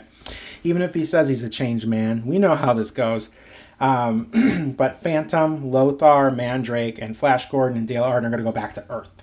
And there's a little back and forth because obviously they don't want to leave their kids on Mongo, but they eventually decide to go back. And so we'll have 2 teams. And so if this series ever does get picked up again, you know, you'll have a team on both Mongo and a team on Earth, and kind of this back and forth. The young crew on Mongo, the original Defenders back on Earth. Good way to have different series or series with dual narratives where they're handling different aspects. And hopefully with the new Defenders on Mongo, they can deal with the Ming the Merciless stuff, and the old Defenders maybe can do more Earth-based villains to focus on, something outside of the whole Ming sphere. Maybe some more Phantom villains, and that would be kind of cool. Maybe the Sing Brotherhood could come back, even though it seems like they were mostly wiped out in the first Defender series. But we get this little note at the bottom, never the end. So hopefully that's a tease and means maybe down the road we get something else. As far as we can tell, when we look at the, what's coming over the next month or so, this is out of date. We don't get to see really what's far ahead, but as far as we know, there are no new Defenders of the Earth issues coming out. But if they do, you can always count on Chronicle Chamber to be there to review them. All right, let's move into the news, and I guess the biggest news that's come out so far this year really is the TV show and the updates that are going on there. What's the latest, Germ, that you can give us in terms of where we sit at the start of May with the potential for a TV show? Okay, so what has actually been officially announced is that it looks like it's going to be Netflix, and then we've got a director, Reginald Hudlin. Yes, Stephen. I really enjoyed the article where you actually not just announced who it was, but you actually went into his career in the industry, entertainment industry as well. So if you're wanting to know who this person is, he's not just someone who's been randomly picked out, from a bucket.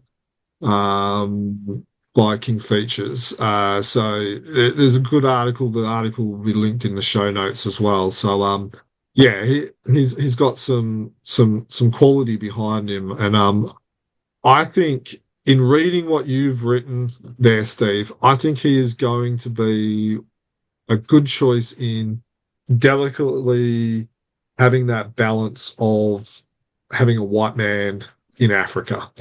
I think he's going to be able to walk that tightrope. So I was happy, and I was happy when I saw that announcement.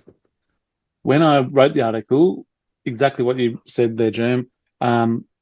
What I'd seen in different announcements and different websites when it was released, and we woke up to that news, I wanted to make sure that fans knew who this person was, because I don't think that really happened in many of the articles. No, so no other article went into what you wrote there, Steve. Everyone was just excited to say, "Oh, here's a name," and it's like, well, who is he? What does he do? What's his credentials? What has he done? Can he do the Phantom? And I think, So I thought it was important to put that across, what his work that he's done, and I very much made it a factual piece. I didn't go into the opinion part about what you've just said, Jem, because I agree. I think having a director in this case, and I think he's producing as well, whose work includes Django Unchained, whose work includes stuff on Sidney Poitier. He works in the NAACP, all this work with Black America. I think he's hopefully, I hope this with everything, that he's got the nuance to work with these characters, with the Phantom, with the Banda, with the Jungle, in such a way that it's not derogative of either side. Yeah. So it's going to be interesting to see how that happens. Look, apart from that, there's nothing really else new about the TV show. It's good that there is news being released, but look, I've heard rumors, and I'm sure there's other people that are listening to this that have heard rumors, that they've been told as well. Whether that's true or not, I don't know. Hopefully it is true, but none of that stuff has been announced yet. Every so often I go for a bit of a scroll on the IMDb website to, look for the Phantom and stuff like that. I haven't found anything on there or on Wikipedia or anything like that. So one thing that we can say, it's probably not coming out in 2026. So if they've only just announced a director and a producer, it's maybe even 2028 before we're going to actually see this on the screens, should it come to fruition. So anyway, continue to watch this space. We certainly will, and we'll keep you updated as soon as we know anything. The same as we will with the Phantom video game. off the top of my head, I'm not sure what updates we've got since the last time we spoke. Steve, you're usually the go-to for the Phantom video game. What news have you got for us that's come out in the last month? Well, basically what I said in the last podcast, but in the last month, Art of Play have actually put out a Facebook post which really did list off all the things that mentioned in the last couple of podcasts. One of the big things was having to reclassify the game. It was the way something was depicted. Was it blood or it was something about the violence in the game? And the violence of the game is very low level. Like it's something that's what you expect in a game when you're growing up in the 90s in a bash 'em up type stuff. But because someone re-looked at it, they've had to redo the code in regards to the rating. So that was a very pesky thing that they had to sort out. When I last spoke to him, the art book wasn't done, but I actually spoke to the bloke who runs the printing place that they do the art book at, and he seems like a nice fellow. He just needs to get the stuff done, I guess. Mm-hmm. But they did have their printing presses going on a number of other projects as well. No, very good. All right. Well, we look forward to hearing more about that as we go forward. As we continue to punch through some of the big ticket items in the Phantom world, Saturday Morning Cards, we know that they're looking forward to a version 2 or a volume 2 release. They're going to be present at the San Diego Comic Con 2026, and there is some artwork that might be available, and if you continue to look on the Chronicle Chamber website, you might see some of that to come. Spoilers, it might look a little bit like this. Here's an image I happen to have lying around if you're on YouTube. But July, we should see the Saturday Morning Cards at San Diego Comic Con, and full details about that to come. Jerm, you're on the pulse with this one. What can you tell us as we record here in early May? All right, so pretty much what you said. It's worth making mention that this is not going to be version 2 of the release. That's going to be in the second half. Okay. Yeah. So San Diego's, look, probably the best way to describe it, it's going to be like version 1.5. So it's a middle release. It's going to be a release for San Diego, but it's not the version 2 main release that is going to happen later on in the year. Okay. So still some of the same artwork from Volume 1, perhaps. Yes. Yeah, exactly. So, which you've obviously showed us. It's full details to become. We've been told about it. We've written the article. We're basically just waiting the okay to publish it from Saturday Morning Cards, and then we'll publish it. So it might, whenever that's allowed, it will be done. So yeah. Very good, very good. All right, well, breaking news, and Free Comic Book Day is coming up very, very soon. It's usually around... In fact, today. It must be next Saturday, is it? No, today, mate. Oh, today's Saturday? Yeah, today. I'm all over it. Well, I didn't go to my local comic book store today because I was under the impression that there was no Phantom comic book coming up for Free Comic Book Day.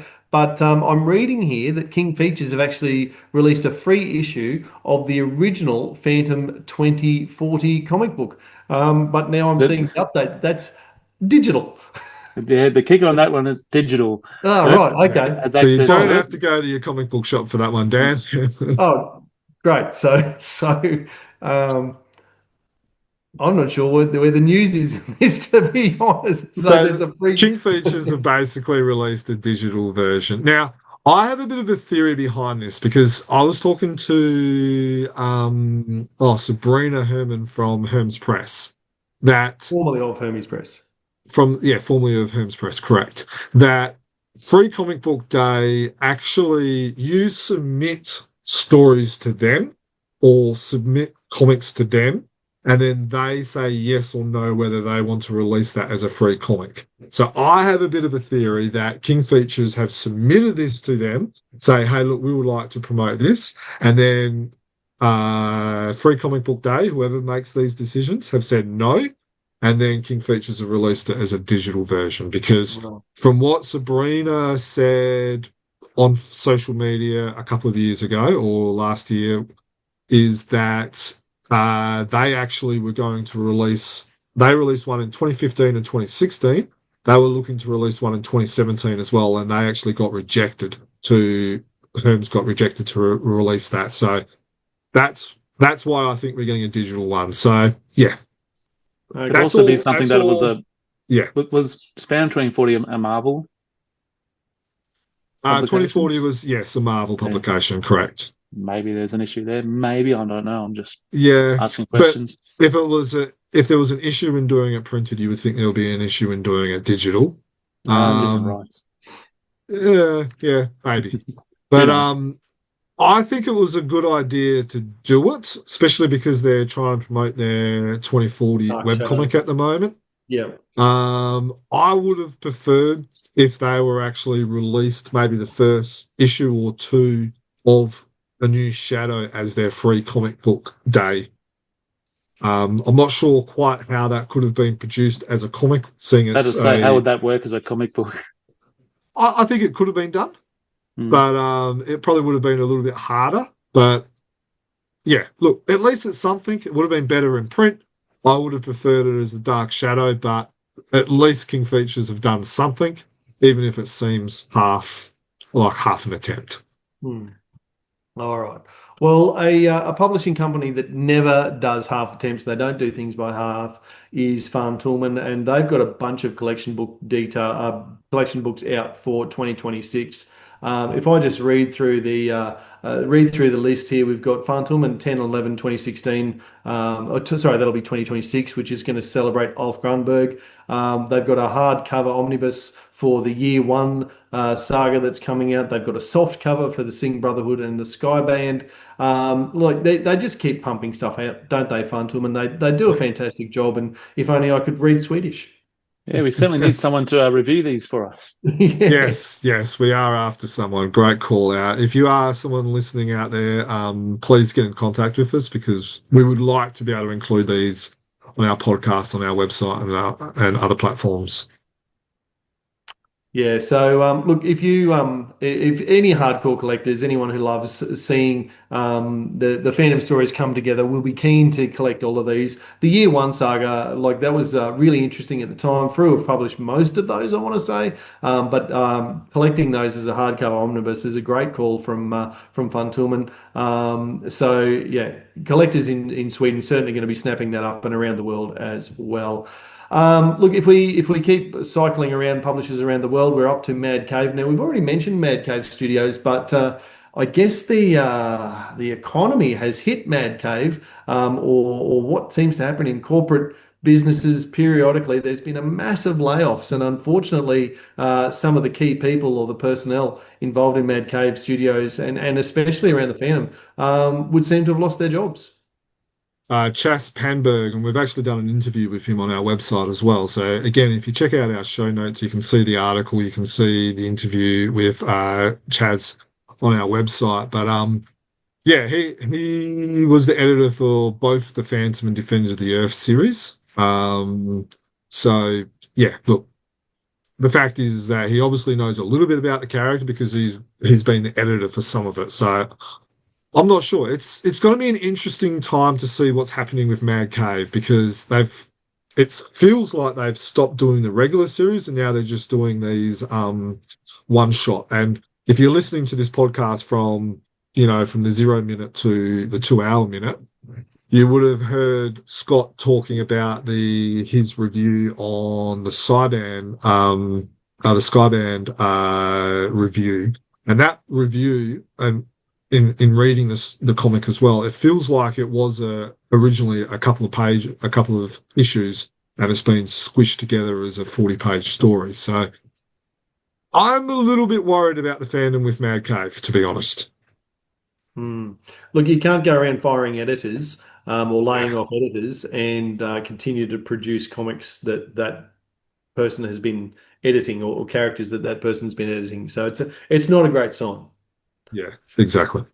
All right, so that's America. Let's move around to India now. So the latest news from the Phantom Comics in India. Now we've got an article coming out about the future of Regal. Swaj, our man in India, is going to be producing that. I'm seeing that it's a series of issues, three three articles that might come out around the future of Regal. So that's fantastic. Looking forward to reading those from Swash.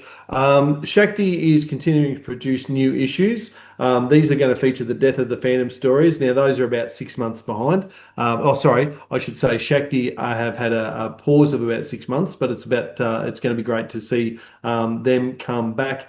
And is this a new publisher, Prakash, from the Indian state of Tamil? It's probably not a new publisher, but knowing India, they've sort of in and out, and they pop up and down sort of thing. So it's probably someone we've seen before, but it's not a name I'm super familiar with, Prakash. Yeah, so they've got 2 publications, V Comics and Lions Mifew. So one of the ones that they've just started in 2026 are these big 200-page hardcover editions, which have got the Phantom, Mandrake, Rip Kirby, and stuff like that in it. So Suaz is got, yeah, like you said, 3 articles coming out where he's talking about Regal, he's talking about Shaki, he's talking about Prakash, and then he's talking about where we currently are as well. So a lot of this information's not even on Phantom Wiki as well. So he's been a little bit missing from our website with our reviews and everything. So it's hopefully he's going to be able to review every new comic that's coming out, because we have missed him, and there's going to be some information which is going to help the Phantom Wiki as well. So looking forward to that. Very good, very good. Frew in Australia have released a new poster. It's the in A2 size. Not exactly timely. It's the front cover of issue 2000 that they've released. So probably, I imagine Germ's going to have that appear on the screen as we look at it. But it's the Daniel Picciotto story, the Daniel Picciotto image that appeared for the front cover of issue 2000. So we're looking forward to seeing that in A2 size, probably 6 to 9 months after it might have been published. But anyway, here it is. That's weird, isn't it? Am I the only one that thinks that's weird? It's in time for Supernova. Yeah, but why didn't you release it in Supernova for last year? Oh, when you actually had a booth and you're actually celebrating the number 2000. They're good questions. They're good questions. Anyway, smarter people than us know the reasons why that didn't happen, and it's now happening now. The other thing that they've done is they have re-released the Generations poster in A2 size. Now, I need to issue a mea culpa. I'm guilty in chat groups of saying that the Generations poster was issued in A3 size before, and the A2 version is a new thing. It's not really. It's a republication, and I can prove that because I have the A2 version of the Generations poster, which I had a look at, and I thought, oh, no, that's A3. I have no idea how I thought this was A3 size. It's A2. Anyway, it looks fantastic, framed, and for me, up on the toilet wall, because you can sit there and study that and make sure that you know your Phantom history. And it's good for your guests in your house to sit on your throne and look at the Phantom Generations. So if you haven't got that yet, you absolutely should, because I really love, all jokes aside, I really love this collection of images that Jeff Weigel's put together and Frew have published. So get onto that if you can. So you're saying that it was originally released A2, so it's not a new size, it's the same size? Yeah, correct. It's the same size that it was released in the first instance. They must have run out of copies of it, and they've decided to reprint it. Because of you and your mentions, there's a certain fan, Trevor, who's gone and brought 10 copies of something that he already owns. Yeah, well, you can't believe what you read on social media, Trevor. Come on. No, as I say, hands up, I apologise for that. I got carried away. It was halfway through a Lions game when that conversation was going on, so I was a bit distracted. We lost that game anyway. All right, let's keep cycling because I know we're in a bit of a time crunch here. Cy Barry is many people's favourite artist, and as Cy has moved into the next stage of life. He's moved into a retirement village type arrangement. He's getting close to his century, so hopefully in the next couple of years, Si raises the bat. But he's deep into his 90s now and has moved into a retirement village type arrangement in his hometown. And they've actually produced they must have a monthly or a bi-monthly, or I don't know how often this newspaper comes out, featuring people who live in the village. And there's an article about him in the local magazine for that village. So I imagine there'll be a bunch of people who are keen to try and track down a hard copy of that. Good luck to you for that. That's going to be a very niche collectible item. But it's fantastic to see that Si, even at this late stage of his life, is continuing to be celebrated. Yeah, well said. It's good to see. It's good to see that the fan that through Si, what I think he's been out of producing Phantom newspaper stories longer than he was actually drawing it for, but he's still a great ambassador for the Phantom.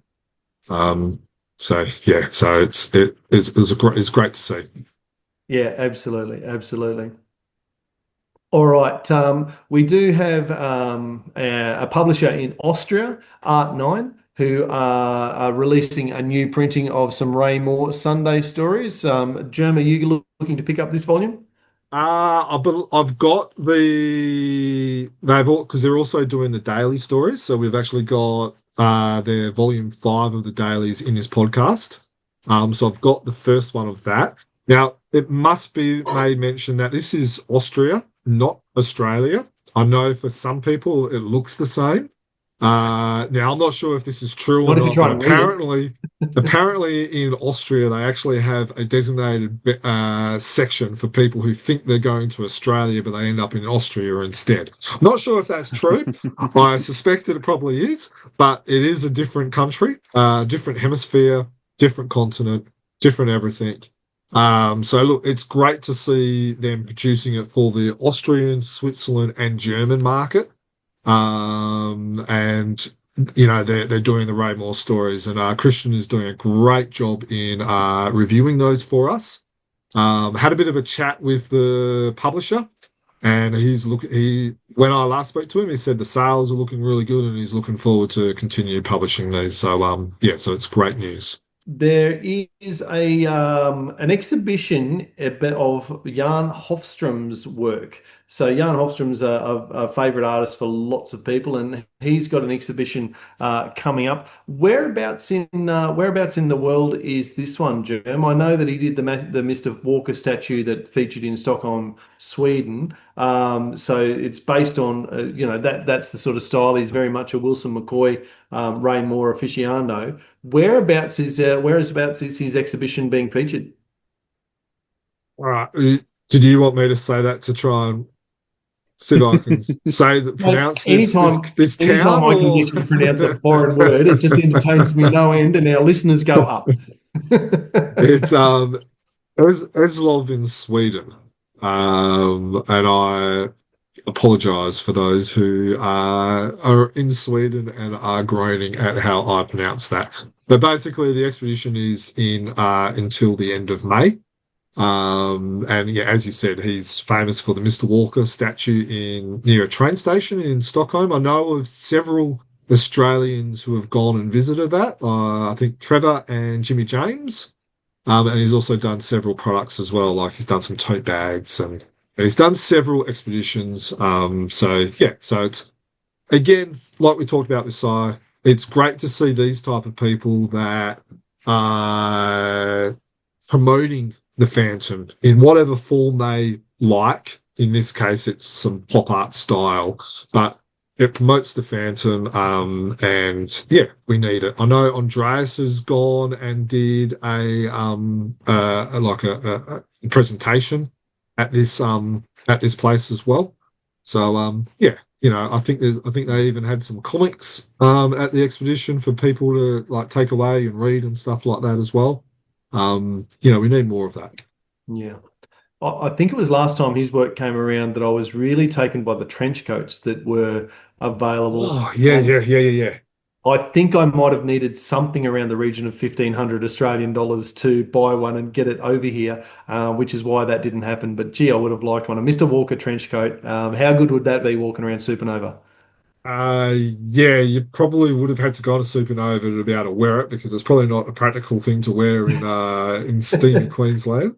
Certainly not around the Daintree.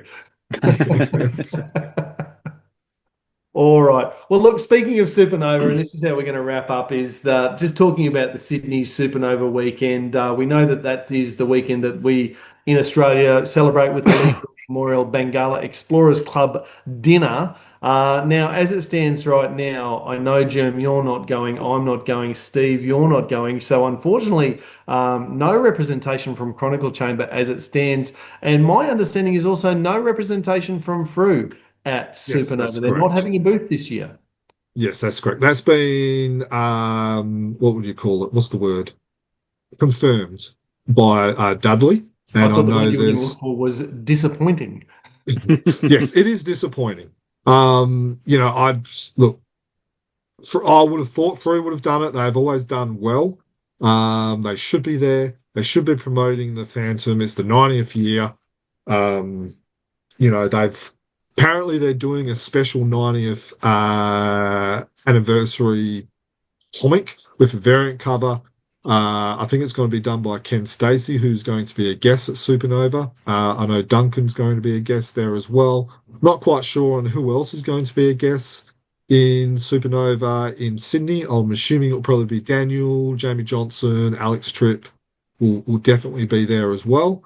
But we don't have confirmation on those at the moment. Once we do, we'll let people know. As we said, Frew will be having a variant cover. And a little bit of a sneaky news, which we'll let you know more when we know about it. But there is going to be another variant cover, a cover by another Phantom comic, which should be for sale at Sydney Supernova as well, and possibly Perth Supernova. Okay. So there will be stuff for people to buy. So make sure you go to Supernova. Make sure you tell Frew that you wish they were there. We've made mention about our subscriptions getting delayed. Make sure you let Frew know that you're not happy about your delays. They can't change anything if you don't tell them. So if you want them to be at Supernova, you need to let them know. So where would you look for their stuff at Supernova if they don't have a booth? Well, they're probably going to try and be tight and stingy and try and jump on other people's booths. So whether that might be Ken Stacey, which will have probably his comic and his cover. If there's going to be other guests, so maybe Alex might have something on there as well. So yeah, that's probably how you're going to be able to buy them. But it's hard to buy a Supernova variant cover special when Frew's not going to be there. Yeah, no, a bit disappointing. Well, I'd love to at least go there and buy the A2 poster from last year's Supernova, which has only just been released in time for this year's Supernova. But they don't have a booth at Supernova, so how are you going to get this Supernova special poster? Yeah, I don't. I don't know. Online. I don't know. All has to be online. Yeah, you're going to have to buy it online. Yeah, and pay $12 for a poster tube. Anyway, all good, all good. All right. Well, look, Jem, I know you've got to rush off. World's going crazy around you at the moment. I'm just pleased to see that in the shot we see of your Chronicle Chamber that the roof is completely intact and we don't have any workman's boots sticking through the ceiling, kicking as they try to put a second story on your house and have fallen through the ceiling. I'm glad those sort of things don't happen for you. Yes. Look, we're all laughing because that actually did happen. While I was away on a work trip, a builder did actually fall through the roof right in front of my wife. And it's kind of funny. We've had, of all the people that we've had in there, they've all been in the building industry for, 10, 20 years. And they said that it's never happened. I've never seen anyone happen. And the first time it's ever happened was right in front of my wife. And yeah, so we've got a hole in our roof, but we've just got our air conditioning installed on the bottom floor. Top floor's looking good. So probably in about 2 months' time, I should have a new fandom room and a new office.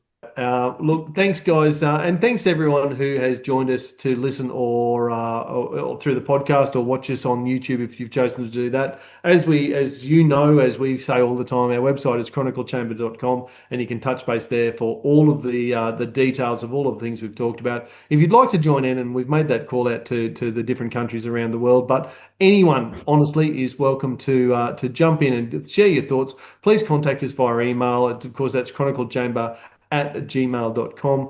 If you've got other feedback or opinions as the different social media posts come out, a lot of love for the Lee Falk birthday post that came out earlier this week. So thank you everyone who liked and shared that one. Of course, leave your comments and we'll see them and we'll respond to them, and sometimes we'll bring them up on the pod. But look, as always, guys, thank you so much for your time. Thank you to Steve. Thank you to Jerm. Really appreciate and love talking fandom with you. And I guess until next time, happy fandoming. Happy fandoming, everyone. Happy fandoming. But you won't find the phantom. He finds